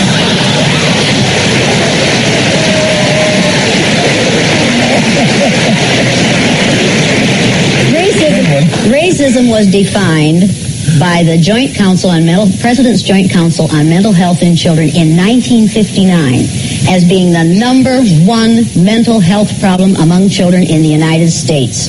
And they didn't say among black children. They said among children. I agree. If you judge other people by the color of their skin, by the amount of a chemical in their skin, you have a mental problem. You are not dealing well with reality.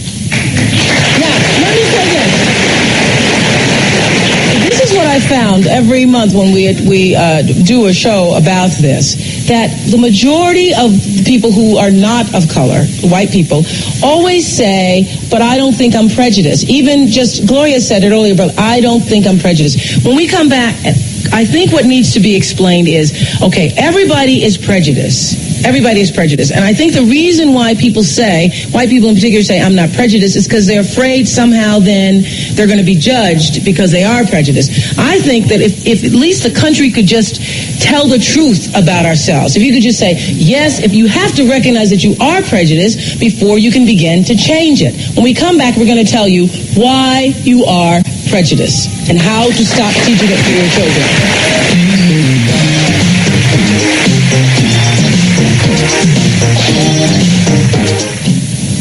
It's trying to teach racism through the brown-eyed, blue-eyed experiment, and already the blue-eyed and green-eyed people in this building alone are upset and want you to explain, Jane, that what you were saying to him about brown-eyed people and blue-eyed people is not true. No. But his eye color has nothing to do with his ignorance.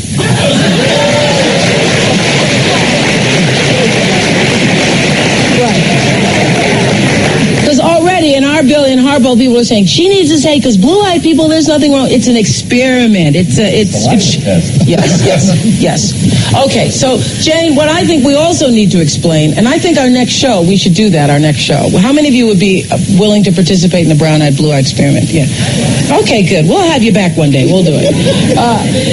You people like to suffer, don't you? Yeah, like to suffer. It's so interesting. Even though you know it's an experiment, people get so crazed in the midst of it.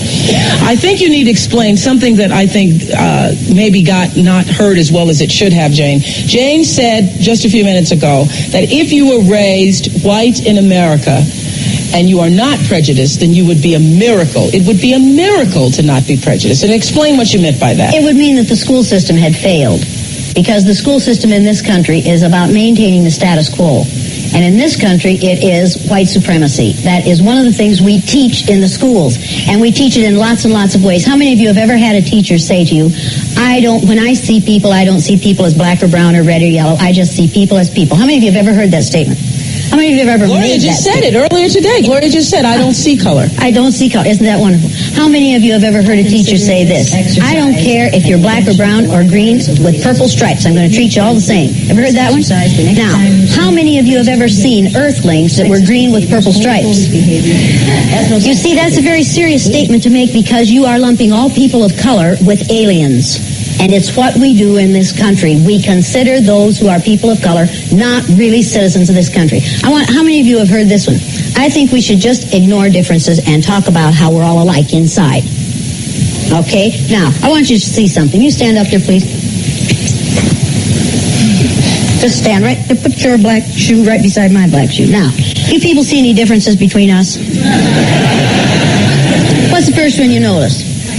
Height. Is your height important to you? Yes. Well, yeah. Would you rather be your height or mine? Mine. Absolutely. Everybody would. You see any other differences here? Color. Sex.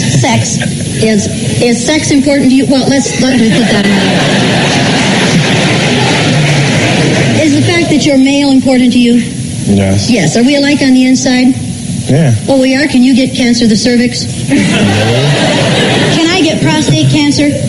No. Does that make a difference in the way we're treated? Absolutely, it makes a big difference in the way we're treated. Sex is an important difference. Height is an important difference. You see any other difference here? Age. Would you rather be your age or mine? Mine. You want to get to be my age? Now, that's the ignorance of youth talking, people. He has a lot of things to worry about that I don't have to worry about anymore. Age is an important difference. They are trying to pass legislation in the Congress of this country to allow us to withhold medical attention from those over 75 because they are no longer productive members of society. How many of you have a parent or a grandparent who is over 75? How many of you would want medical attention withheld from that person on the basis of their birth date? Now, people, you need to be aware that if they can do it to people of color today, they can do it to the aged tomorrow. And all of you will have to worry about that someday if you're very fortunate. See any other differences here? Glasses. You talked about height and age and gender. You see another difference here that's important? Color. Yeah, see, nobody wants to say the C word. It used to be the C word was condom. You couldn't say that one. Now you have to say it because it will keep you alive. But now no one wants to say the C word as color, because we have a president who says, I think what we need is a colorblind society.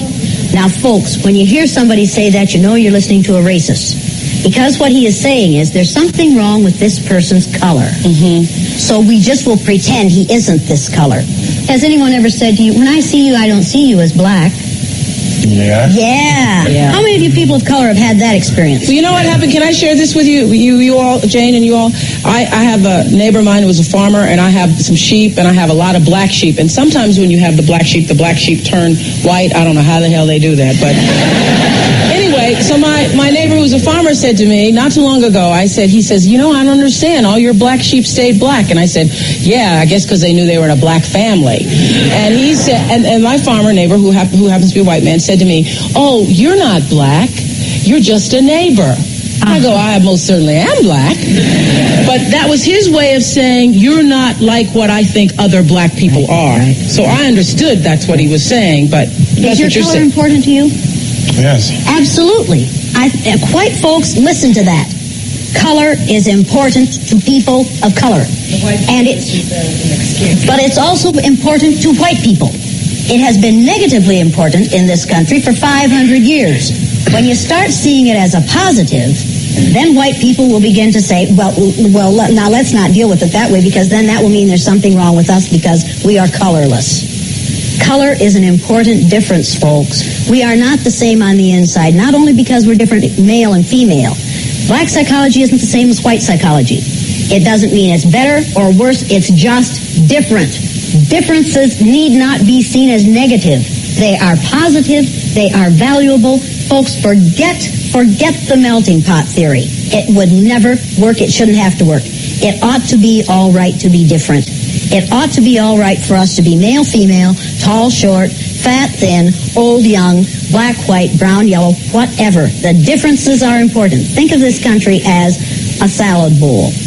How many of you make salad by throwing the green peppers, the red peppers, the tomatoes, the lettuce, the celery, the onions into a blender, blending them up, pouring them in glasses, and passing them around with various kinds of dressing? You want all the components in that salad to maintain their flavor, their shape, their size, their texture, their color, because it makes for a more interesting whole.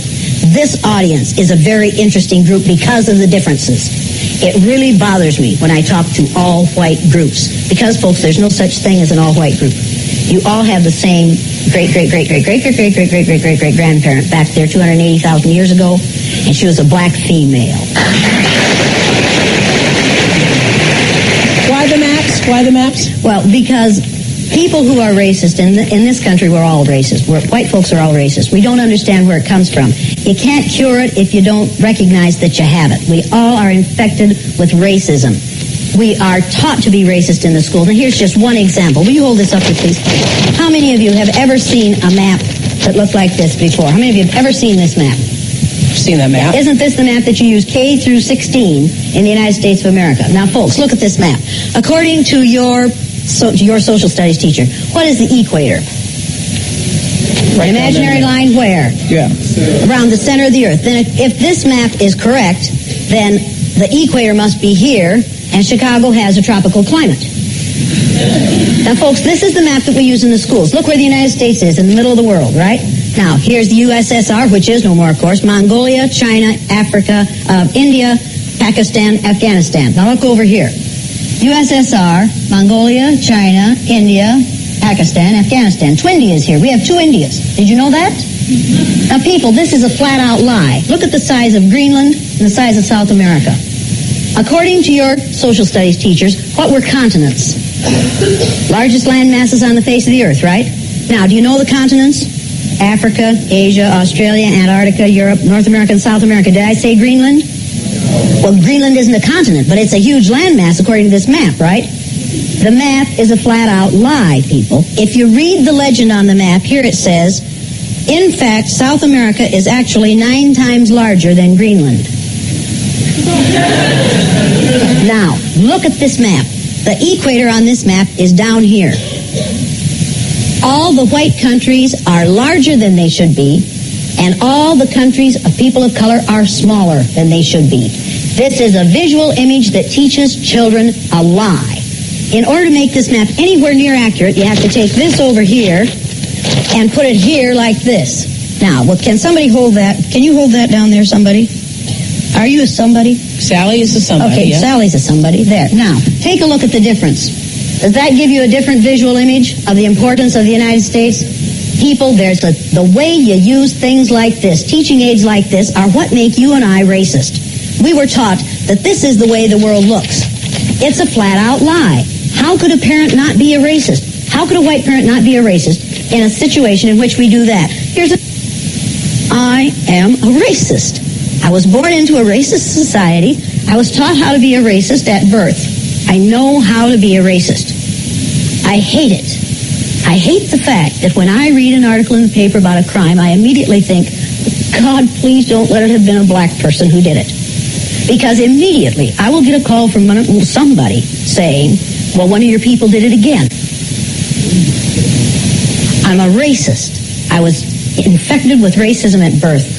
I want to get over it. It is going to take me the rest of my life to get over it, but I can do it. But I have to choose to do it. I choose to do it. Now, this is a New World map that was made by a cartographer called Arno Peters. This is the Peters projection map. Folks, it's for sale for like $10.95. I'm not the front man for Arno Peters. I want you to know that. This map, the land areas are correct. The shapes are distorted, but the land areas are correct. If we use this map in school, it would give children a different visual image of the size, the shape, the relative importance of the countries of the world. Would it be unreasonable to ask teachers to put this map beside that one in their classroom? See, I think that's one of the things you can do. Another thing you can do as a person who is a racist, learn about your own racism. First, admit that you have that problem. Then, we've got to stop denying it. We've got to stop denying your flesh. And when you say to a person of color, when I see you, I don't see you as black, what you're saying is, there's something, you have this deformity. And I'm going to pretend that you don't have that deformity. And then we will be able to relate to one another if we pretend that you aren't black. If I have to pretend he isn't black, what does he have to do? Pretend he isn't black. So then we have to agree to be insane together for a while. I think the focus is lost here. Commercial break. And what do you want to say here? Well, I found out one thing today. I am prejudiced, and I'm not proud of it either. And what made you think that you were today? I mean, what happened here today? It's just listening to everything that was said here, and looking at the map, and stopping and realizing that we are all people. We are all different. We are all of different colors and different faiths. But again, we are all human beings, and we should love each other just because we're human beings, not because of color. But see, I'm not sold on love either.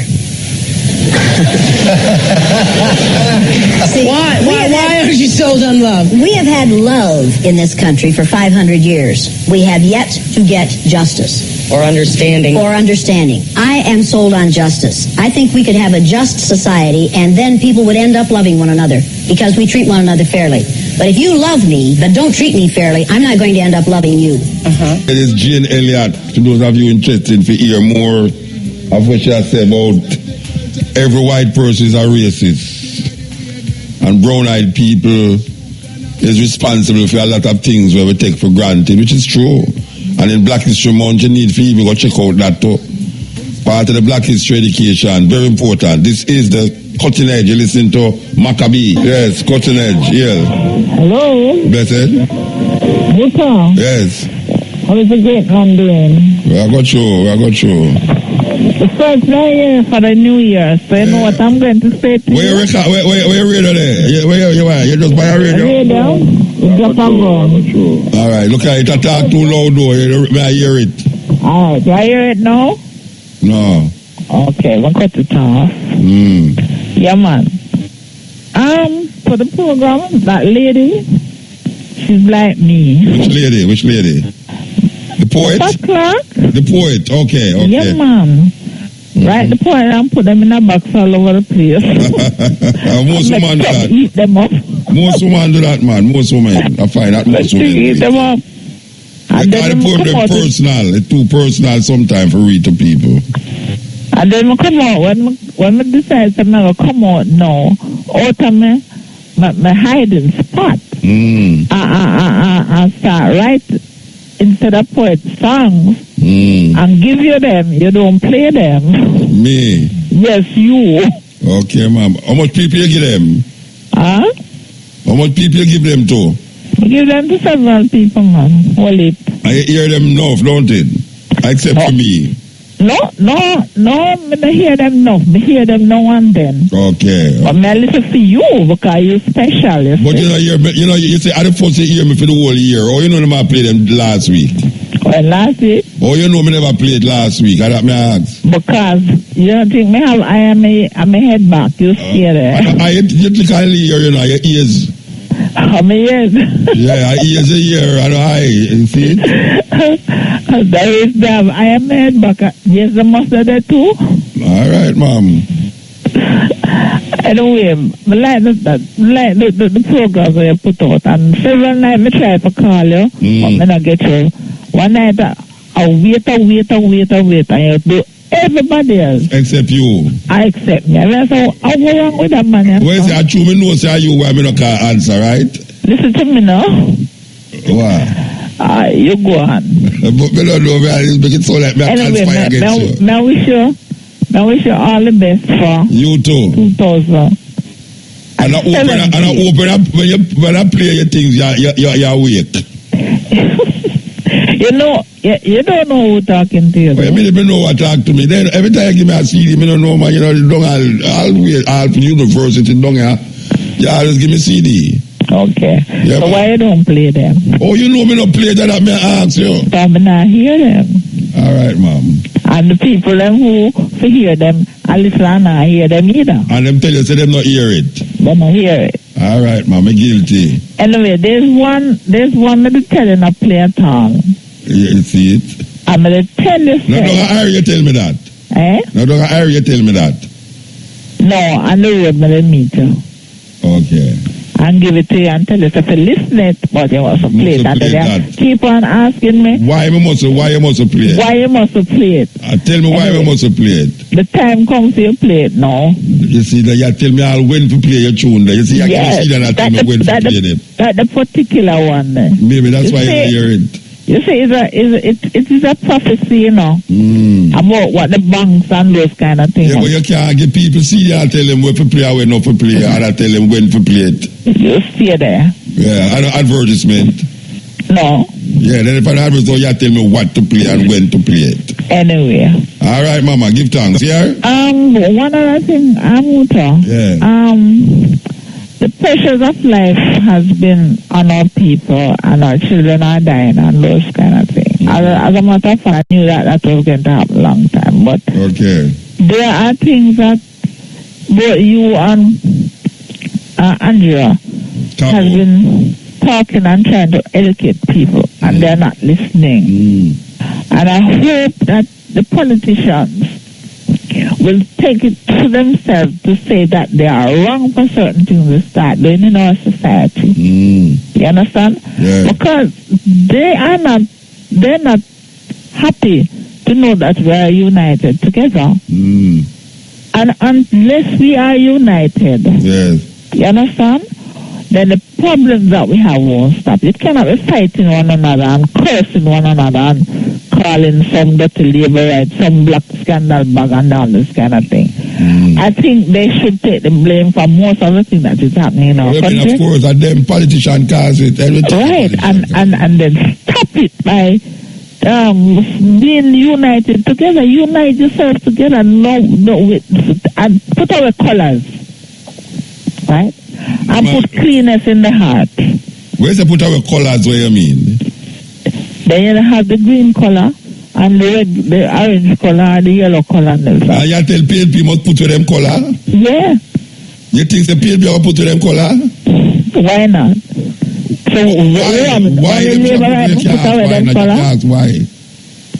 They must put away them colors and start unite the people together. Yeah, and but you know what song we need to bring back motor? Yeah, what song? For the youth them. Yeah. When I was a little girl, we used to hear this song. Money can buy life. Remember that song, man? Yeah. So if life was a thing that money could buy. So you think if them bring it back, it will make a difference to the society? It will help little children now. Okay, ma'am. So it helped me to understand. All right. But I do a survey. I normally do surveys on my own. I don't make anybody help me. I just do my own survey. And one day I went out and some ministers of religion, I said to them, I have a house full of money given away and a disabled man. Which one would you choose? And then think, and still some of them say, all right, I have to give more thought to this. And a little man who sells in the truck sweets and those kind of things, I said to him one day, you know, and before the word come out of the mouth, the man said, the disabled man will keep on because money can buy life. All right, but may I ask you a question? Yeah. You ask a question, if you have a house full of money and a disabled man, which one you'd choose? Yeah. And you did want the answer to be the disabled man. Yeah, because the disabled man worth more than all the money in the world. Oh, yeah? Yeah. The disabled, the money can't help the disabled man. No, but it's one or the other. So you can take one or the other. They not take it. You take the money and help the disabled man. No, but they not take the disabled take the man. money you want to the disabled man. No, look here. You're not asking the thing right, man. If you ask me which one I would choose, which one I would take. Which one you take? Yeah, no, you ask the question, which one would I take? So which one do you take? I take the money I help the disabled man. No, it's one or the other. You can't have both of them. I know both of them I take. But you have I use something when I take, I help someone when I not take. You go on about your business. You see, you know, don't become an answer, you know what. So the point is that PG one or the other, you're going to take one or the other. According to what I studied and learned, if you tell the whole world you cannot buy a finger, what's this the whole man? So the man more valuable than all the money in the world. And until we start seeing that. But I tell you something, you know why I Mama, you know why I only people are dead long at KPH now? Because they don't have money to save them life. What? If they didn't have the money, them life would get saved. Learn that. So you mean the reason why a whole heap of people are suffer so when them go to doctor, them can't get medication is because them don't have no money. But no? I mean no. Because they don't know how to help their body. That's the reason why. Look here. Some of them can't get to buy the right thing because them don't have no money. If them did have the money, maybe they would have buy the right food. But me I say to you. No, but the right food is very cheap. Look here.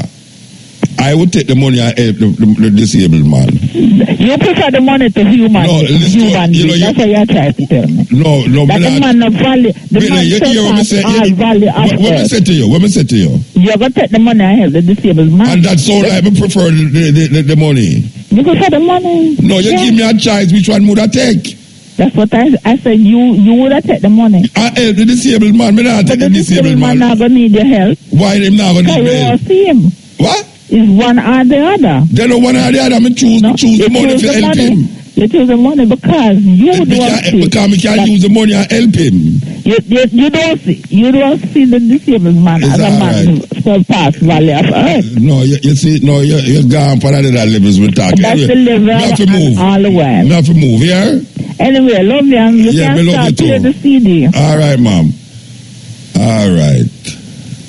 We get caught in our argument again. The time is 57 minutes past 12 o'clock. 3 minutes. Everybody who listens to consider know what we are talking about. No, I tell you this, I say I can't find the tune. I look for it and I can't find it. I have to source it another way. Yeah? All right. Yeah, cutting edge. Blessed man. And give there with strength, no? Yeah, man, give thanks, brethren. Amma. Yeah, the poet. The poetess. I tell you, sir. Sweet. Soldier, man, I hate to call it. Sweet man. You have a far way to go, man. Yeah.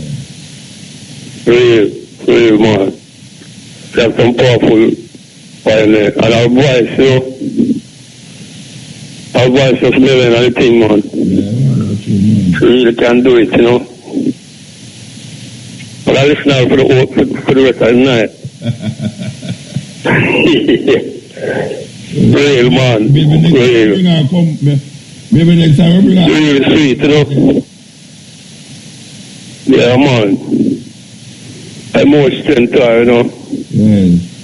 Yes, real. I should really just don't talk that while about the racist thing. Other same thing that go on in the school, you know. I really true, you know. Why the youth them get so upset and easy to get thin skin, you know. Yeah. When you take a check, like people them last them here to the work of colonial teachment, and them not the right culture within themselves to keep them to resist certain things when it come up on them, you know. So you find say all them things, you know, really keep them away from themselves. They only come work with the colonial system, said here. Come get a work in them system and they don't really know themselves. They only know the things where them teach them. So instead of when them come out of school now, that time them have a little time to really get certain little amount of knowings of them own personal individual self, you know. So enough for them to start the way, because most important part of our youth life are when them small, you know.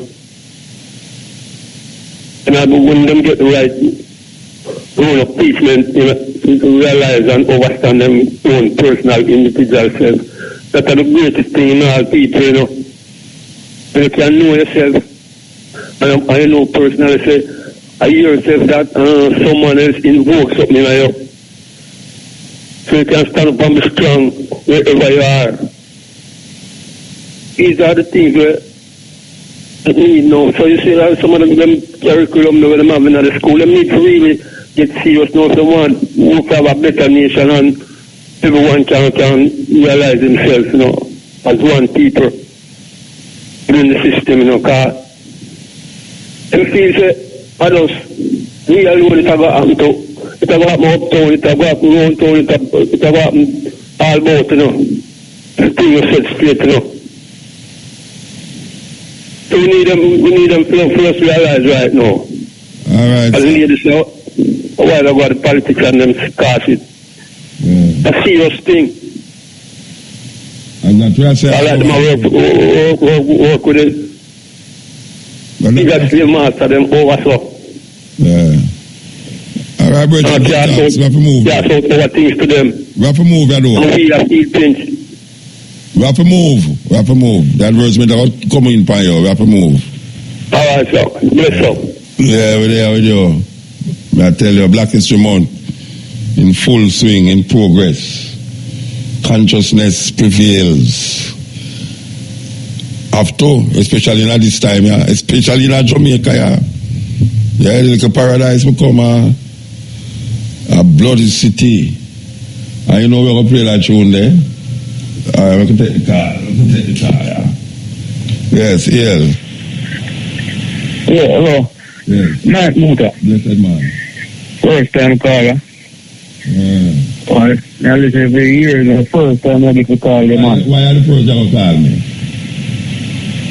You know, sir, through my time in Christian home, my people have always said, boy, be a Muta, you always be a Muta, not the radio, you know? So you're not the Christian home again? You're not the Christian home again? No, I'm not in a freezer now. You know, somebody else is be a Muta now, but I know it's tired of me now. Every day, she says, Muta again. Be a Muta. A man like you, but they don't like me, you know. A man like you, but they don't like me, you know.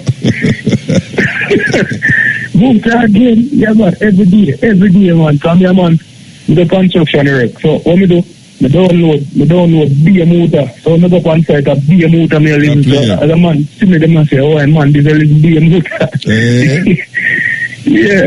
Yeah, so, I want me to listen, I say, in a camp, some soldier, you run. Yeah, your bridge run in front of one. Jeep. One. Yeah, when I youth, what happened is that up at more know which man go through that. Which part in a camp? I wonder which part in a camp. I'll tell you, man. I'm going to tell you now. You know Dopey Gate? Yeah. You know Dopey Gate? Yeah, man. All right. When you walk from Dopey Gate, you go straight up at the top of the road at Dopey Gate.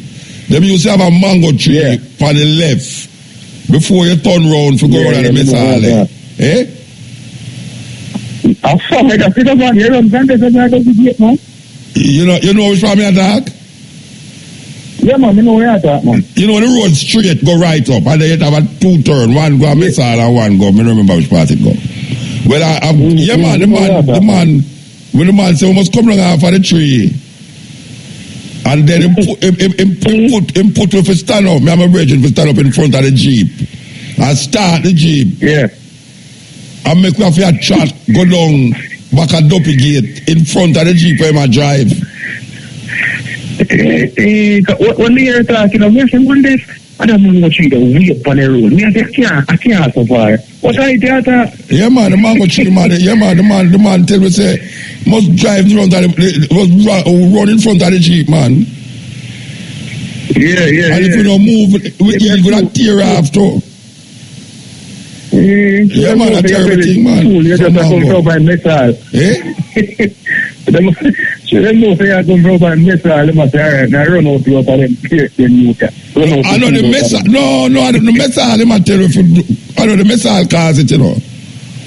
Because we don't read the eye of the night, we read the missile, you know. In the night, we read it. A mango. A mango, we did not pick off of the tree. Yeah, a mango, I think we come off of the tree. And come out, right? I'll carry come out now. But you not put you in the Jeep and drive and go down there. And run in front of the Jeep. Well, that sounds like I'm cheering on the get you. May I tell you? Yeah, tell him that. You was a soldier. Yeah, man, we just left. Oh, you just left. You know? Well, if you tell some things that we go out on camp, it's amazing. Up on camp, we learn to swim, you know. Yeah, man. Yeah. Yeah, man, up on camp, we learn to swim, man. Yeah, man, a man push me off the deep part of the pool, man, and I'll tell you. Oh, yeah. It's a good time. Oh, you live island and can't swim. You get something good from there. Yeah, man, I learn to swim. I love the food. I love the soldier food in them days there. And at night we go raid it, you know, because the bridging father was some major up there, so we get the opportunity to go up there and you know, swimming at the pool and all them something there, but may I tell you? Oh, yeah, for real. I don't know if you can do them things nowadays, though, eh? No, I did. I just don't have a couple of years on cut, because I said, boy, it's still a look better, you know? Like a stepping stone, you know? Yeah, man. Give thanks to it. Yeah. Give thanks, man. Yeah. I just want to video still, because I whole part teaching me get from you, you know? Yeah, all right, sir. Entire time home, you have to tell him, say, Muta, go through this, where him go through some training like how me go through when you're a soldier. Yeah, very. Give thanks, man. Big up yourself. Yeah, all right, sir. Blessed. Hello? Yeah, blessed. Hello? Yes. Yes, Muta. Yeah, good night. Good morning, whatever it is. Morning, sir. Yeah, you know, I just have to give my 2 cents every so often. But what my observation I show me say the people and I use the social media and I destroy ourselves. Yeah. Everything we put on social media. You understand? And it's a thing. It's like if you want a tune to be a hit, the DJ on the radio just play it or repeat it.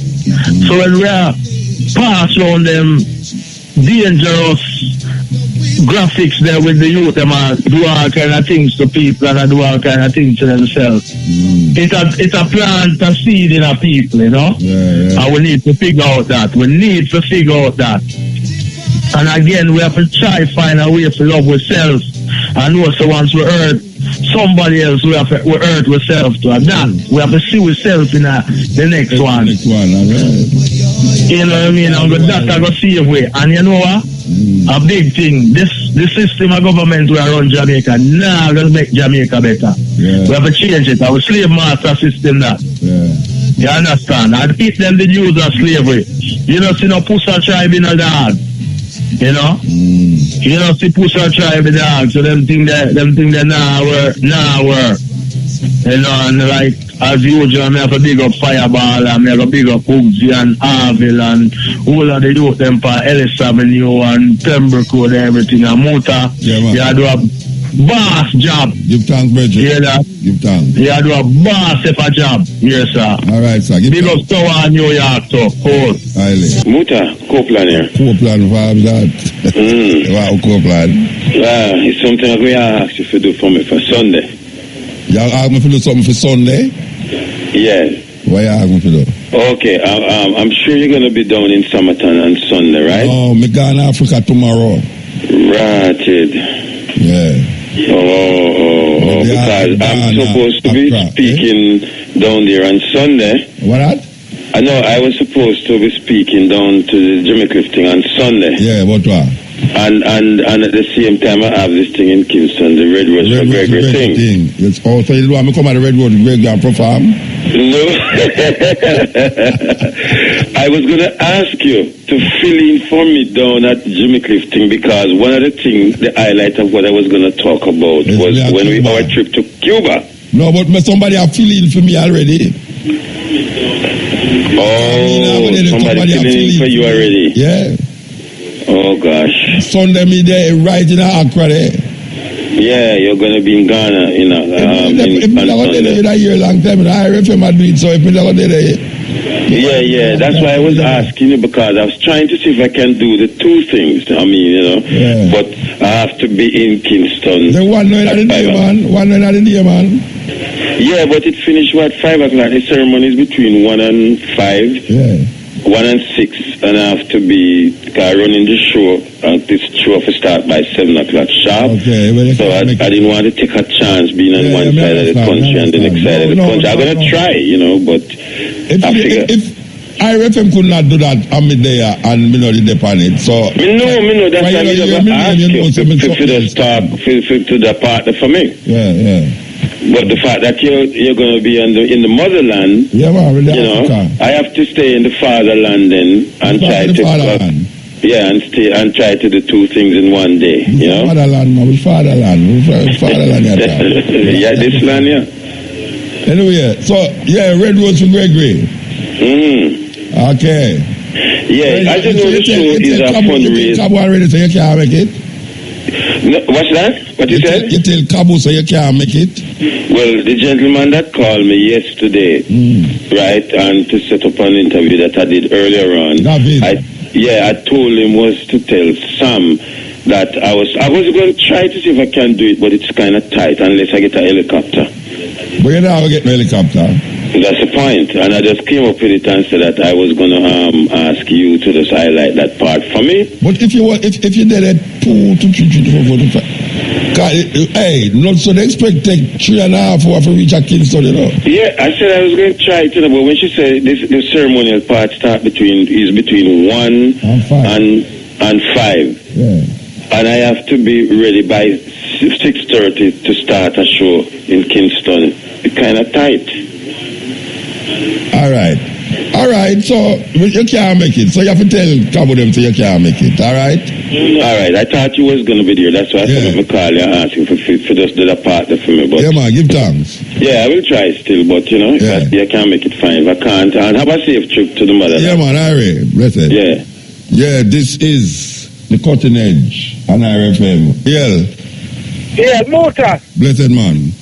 Yeah, watch out, watch something. Yeah.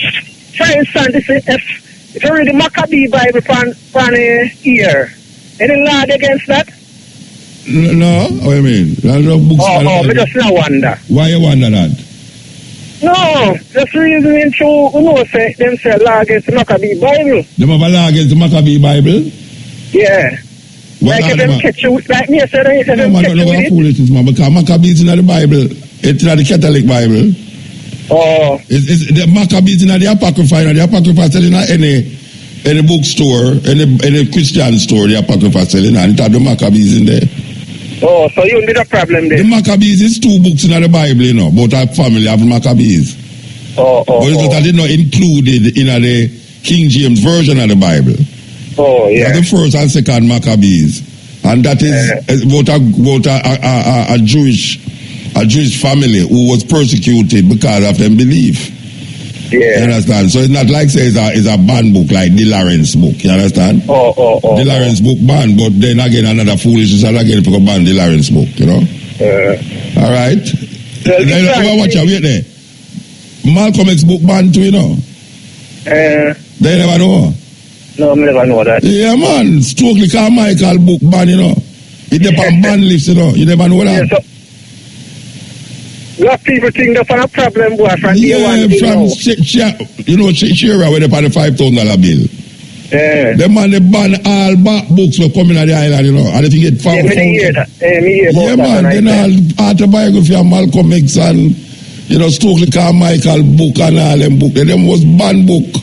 You can't make police catch you with them book. They come like a ganja, them catch you with. Yeah. Yeah, but the Maccabees, first and second Maccabee, you can't get that for buying any Christian bookstore, any store. We have Bible in it. Catholic Bible, the Catholic Bible. Now they say the Roman Catholic, you know, Catholic. Yeah.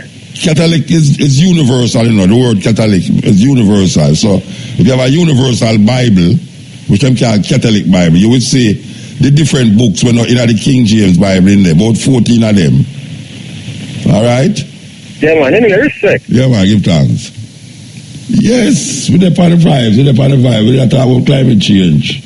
Climate change, believe you me.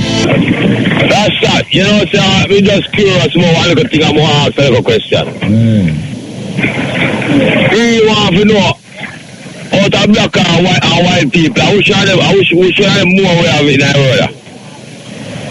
Yeah, more people of color than white people. We have more black people than white people. More people of color, yeah. Well, that's the people of color because what you call black or Indian in a black too.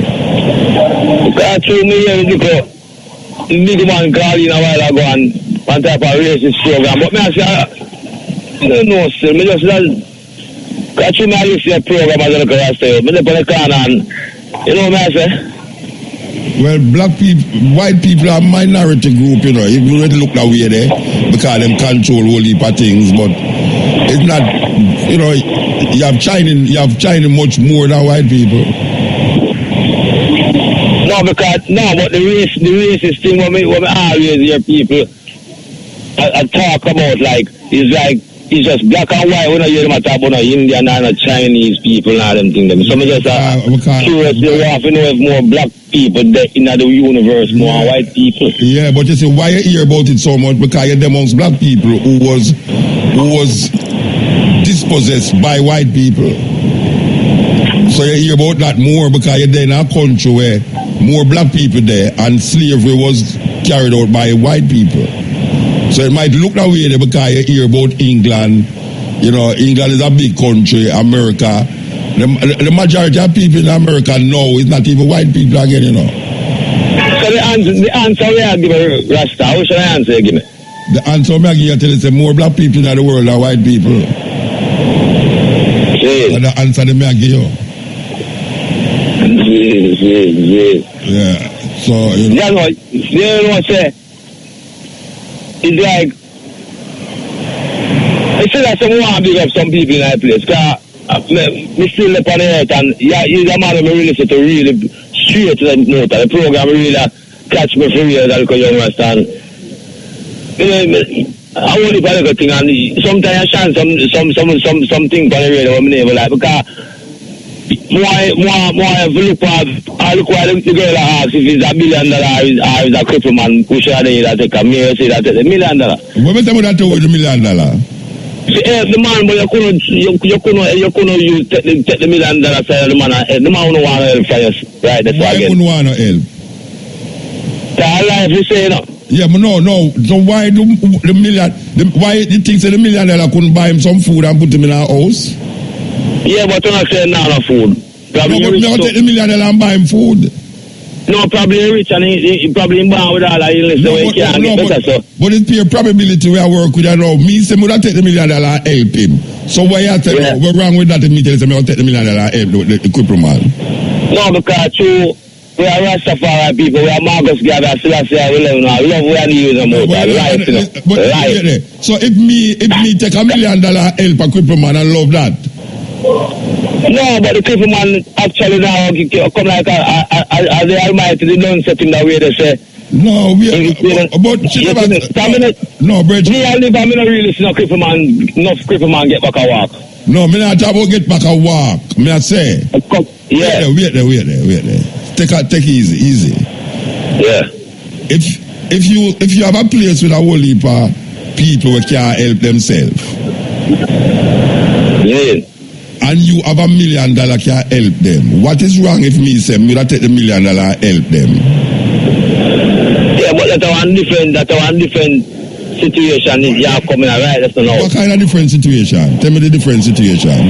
Because if you put on $1 million, yeah, just beside like the cripple man. No, she say if I choose $1 million or choose a cripple man, which one would I choose?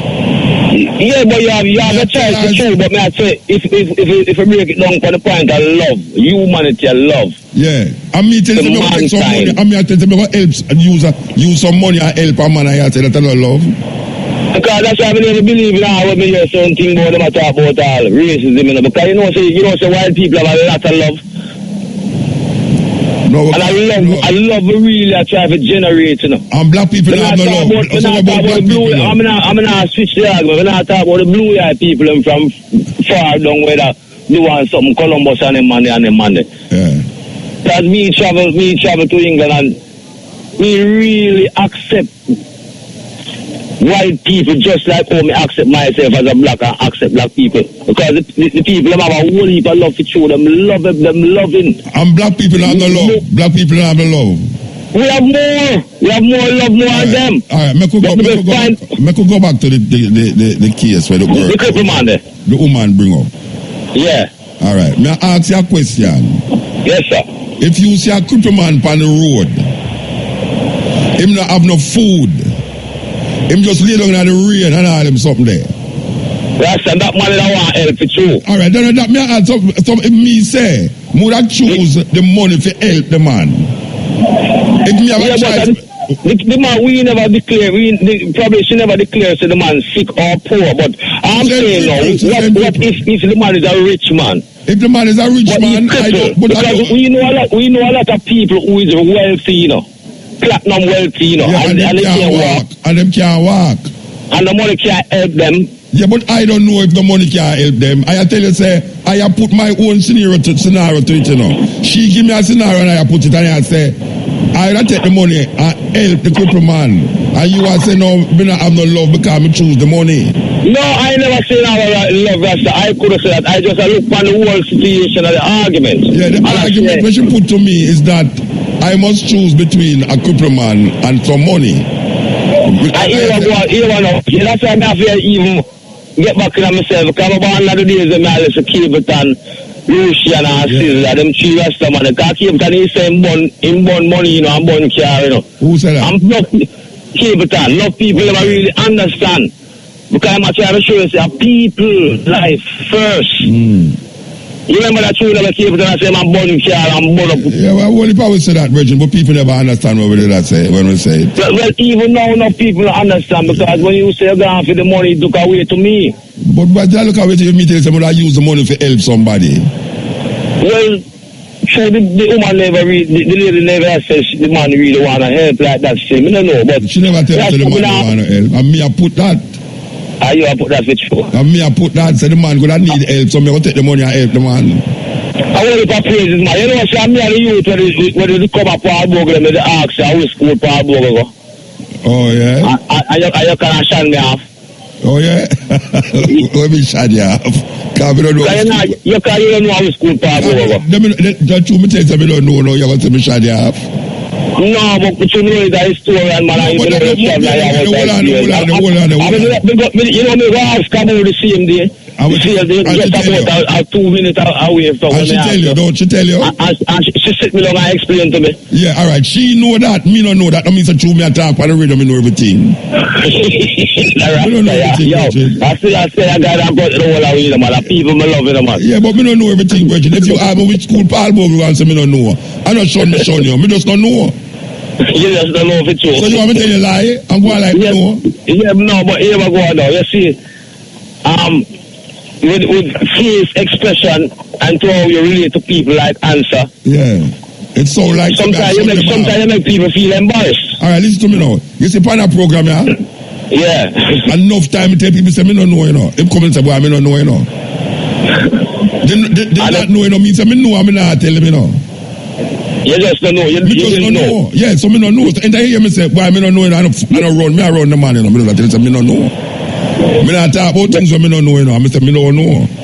Yeah, no, because even the next lady we called before, we said she gave her CD them, and she said, don't play that tune there. Because you know, so you have tunes for certain occasion and certain reasons. Yeah, but somebody can't come give me a CD. I mean, I try to give me a CD to play, and I tell me when to play which tune. Yes, because probably the tune, Well, she must put it on a 45. Well, she put it on the album if she have a special time to play it. And then when the time to go to release it.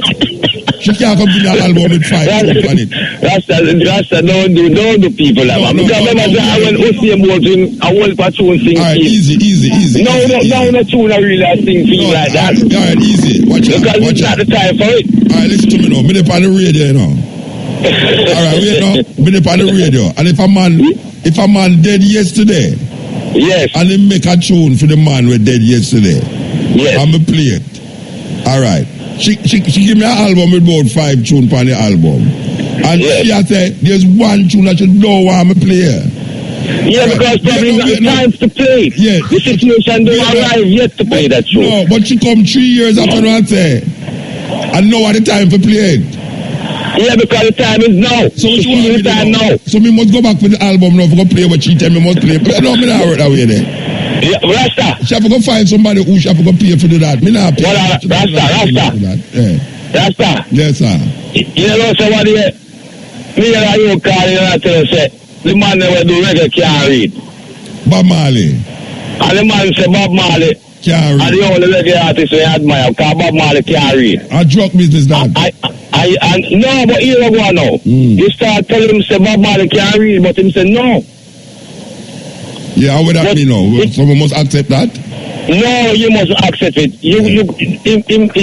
Him say, I don't man never do reggae, cannot read, but you say Bob Marley can't read. No, him say Bob Marley can't read. Yes, that's what him say. Yeah. Because a reggae artist that. Yeah, so what that mean? Where you say? Where you really ask about that? No, when I ask about that, so you don't stand man away and tell them say Bob Marley can't read, but you supposed to know if Bob Marley can't read, because you and Bob Marley grew up, and me and Bob Marley can't read. Me and Bob Marley no grow up. Me and Bob Marley no grow up. No, what me say that, I mean, because you said Peter Touch. You said Peter Touch came up on the first tour. No, me know, me tell you that?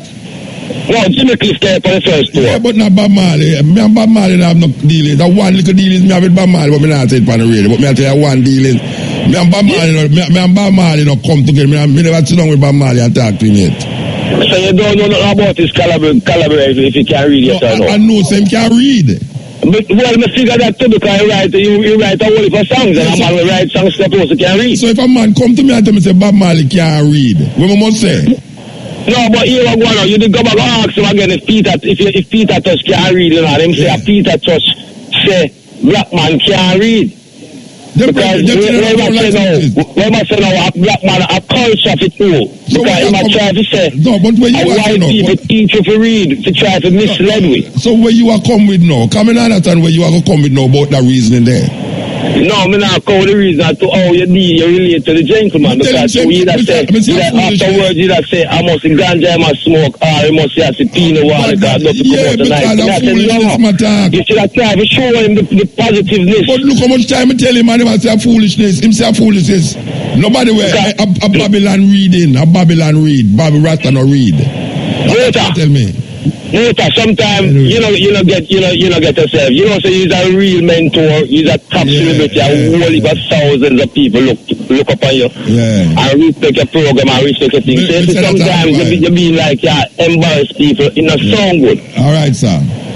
Sometimes you call people some names and something. It not sound good. Yeah. Because me as a young Rasta, I try to live up. I love me saying, I have no enemy. You see what I say? Me your way, I say, Bridget. All right, Rasta. Carry on the program. I want love. I still say I love you. Give thanks, Irie. Give thanks. Yes. Okay. Yeah, Mota. Blessed man. Yeah, man, big up yourself, man. While you come through that, when I mention the Mota, I just some people really understand. Yeah, man. Yeah, the Bridget at school me, you know? Yeah, more I love to take it to school in Mota. Not your only be more experience. You understand? Then I take it, man. Yeah, man, I just say go. Mota, listen, Mota, if I create, it's limited. More while you come through that. All right, hold on there. You have a radar there, you know? Yeah, look so. Yeah, man. Yeah. So me I say, more while you come through that, some white people talking and make you know how white people do the thing. We as black people know the certain thing of white people give it and so hold on, but we don't adhere to it in the motor. We're not adhere to understand? Like what parents are like what? Alright, certain teaching from the Bible with them tell you, say, boy, and certain things not to do. White people themselves not practice certain things with them teach you, you know. So we as black people have to look to ourselves right now. Yeah. You understand? To find certain things for ourselves. Yeah. In our research and reading. You understand? I agree. How can certain man where a car food, certain message come to you, you have to say a man can't read. You understand? A man can't. What you talk about? You mean Bob Marley think that? Yeah. Oh, we come back this one now. Yeah. Don't people understand how to themselves, say, boy. A can't truth. You understand? Knowing themselves, I go say a man can't read. A man like Bob Marley. Them can't compare it and talk. Alright, why he must say that? He must say that because he must say a Babylon teach you for read. And a man like Bob Marley who have so much good lyrics wouldn't really go read. Okay. So now a man would have like me now for going at some serious reason with them kind of reasoning there. Me know that. Every man, I can talk, you know what I'm saying? Yeah, that me I don't say I can talk. But you want to show me a logical explanation why Bob Marley can't read. Because reading a Babylon thing. Yeah, but most of the skills motor, you have to know enough youth. Young youth are doing it right now and just keep on and push forward, see me, because you have to teach you a whole heap of things in the motor. You understand? And with the woman that talk about sex, you must say you can't give a command and walk, you know. You can't come and walk it, and you can't give a man money to help him. I don't know what wrong I say. Maybe I might have to explain it another way to me. I don't know where wrong. I don't want to nothing wrong when you say you take money and help the man. You understand? Same love, heart of love, same way. You can't come and walk it. I can tell you something, Reggie. You see them argument about money, this and money. I can tell you something. A whole heap of people are dead in the day today because them can't afford doctor bill. Yeah, leave it a whole heap of people are dead now because them can't afford food. Okay, thank you, sir. So I tell you, say, don't, you know them say, you know people always misquote the Bible and say, money is the root of all evil. The Bible never says so, you know. The Bible says the love of money is the root of all evil. That's what the Bible says. The matter, money is the root of all evil. Because money without money don't have no value. And if I tell you, say no, doctor bill is a bill where I kill the people them because them don't have the money. You know what people you see in the newspaper say them need $1 million for get something out of them head, some this out of them body, and them just need the money for go do it, and them can't do it because them in a situation and them can't get the money. And you have people now who just have enough money that if them two are hurt, them fly down to Miami go fix it. So we have to understand that. And them want me to feel that way there. So meanwhile, them have the whole of the money and we have the sufferation. It's like how them teach you for prayer with our eye closed. And then when we open back, we have them have we land. And we have Bible and hug up. And them have the gun and the Bible and come in Africa with it. And we did there pray, and them just take our land and give a Bible in our hand for all. It's the same thing with the money thing. Some people are saying, well, I don't want to rich, I just want to have enough. What is enough? What is enough? Money is a very important part of our life, yes or no. And we have to understand that and accept that. And we don't put money above no life. But we have to say money can help save life. And if no people didn't have money, them would have better have. You know what people can't afford them light bill? That them have to throw up wire pound top of wire now if you go catch light and let them go to jail. You know what people can't afford to send them people to school? A man they run the talk about money this and money that. Him don't need no money. Watch a man. When we talk about life, you know, we want to have a good life. We want to have a good life. We don't want to just have life. Because that is a must. You have life, so what? You know what? Have life. I would have preferred to dead. You want to have life and have it abundantly. You want to have life that you can afford to help your friend and your family and your children them. So no one not talk about like say money like him no want money. You know much man on the road. I just stop so I can't glass. Him a look money. Me tell him a man, me there one dance, one dance, me there one session one night and a man say, Mota, me I look at money for buy a spliff, you know. And me say, alright, this is a virgin over there, so we have to sell the spliff. Tell him, say, me tell you, say, figure him a spliff. Figure a spliff. You know the virgin say, well, I don't know about that, you know, Mota. Me say, watch out, tell the man, say, me, say, figure a spliff. I know the spliff him want, you know. Him want the money. You see, little after the virgin come to me, him say, me can buy a box food for him. If him can, the same brother now ask me, me can buy a box food for him, you know. Me say, alright, you see that virgin over there, so go to him and tell him, say, Muta say, figure him some food. Figure some food. You know, say, I'm not going left for the food. And the money him want, you know. And when me find with a whole heap of man, you know, you there a certain place. If him beg your money and say, boy, I want a lunch money, you know, you say, alright, you want know. You say, to lunchtime, come back for the lunch. Come for the lunch. Him nah come. Him nah come. A good while back a man see me down a Ocho Road there, so me a walk, me don't know where me a go. And him back me up and I say, Mota, beg your money, no. Me say, alright. Me give him the money. You know what the British go buy with my money? Cocaine. And if him ask me, say, beg your money for buy some food, now me say, alright, come, me go in a Burger King and buy some burger for you. Him nah go. You know, that me talk about money put you in a danger. Money can't put me in a danger because I know what to do with money. And black people have to understand what to do with money. And don't make money control you, but yet still use money. And now black people afraid of that. That's how them I tell you, say, no sir, rich people are suffer more than foolishness, but rich people are suffer more than poor people. And madness. It's madness, but rich people are suffer from more than poor people. Boy, so when a man reach home, this and home that, no go so. No go so. Because look on Jamaica now. Look on Jamaica. You have more poor people in Jamaica than rich people. You see that the rich people control the poor people food, how them dress, where them go and all them something there. When you start to worship money, like you know want let it go, like you want to hold on upon it, then it's a problem. It's a problem that, like the man who go beg me the money now, me tell him say, when him say, I want to buy food, I me tell him say, alright, come, let me carry go buy the food. He must say, it's alright, Muta. Adapt me a call, hold on for money. Me don't have no time for hold on for money, because money come and money go.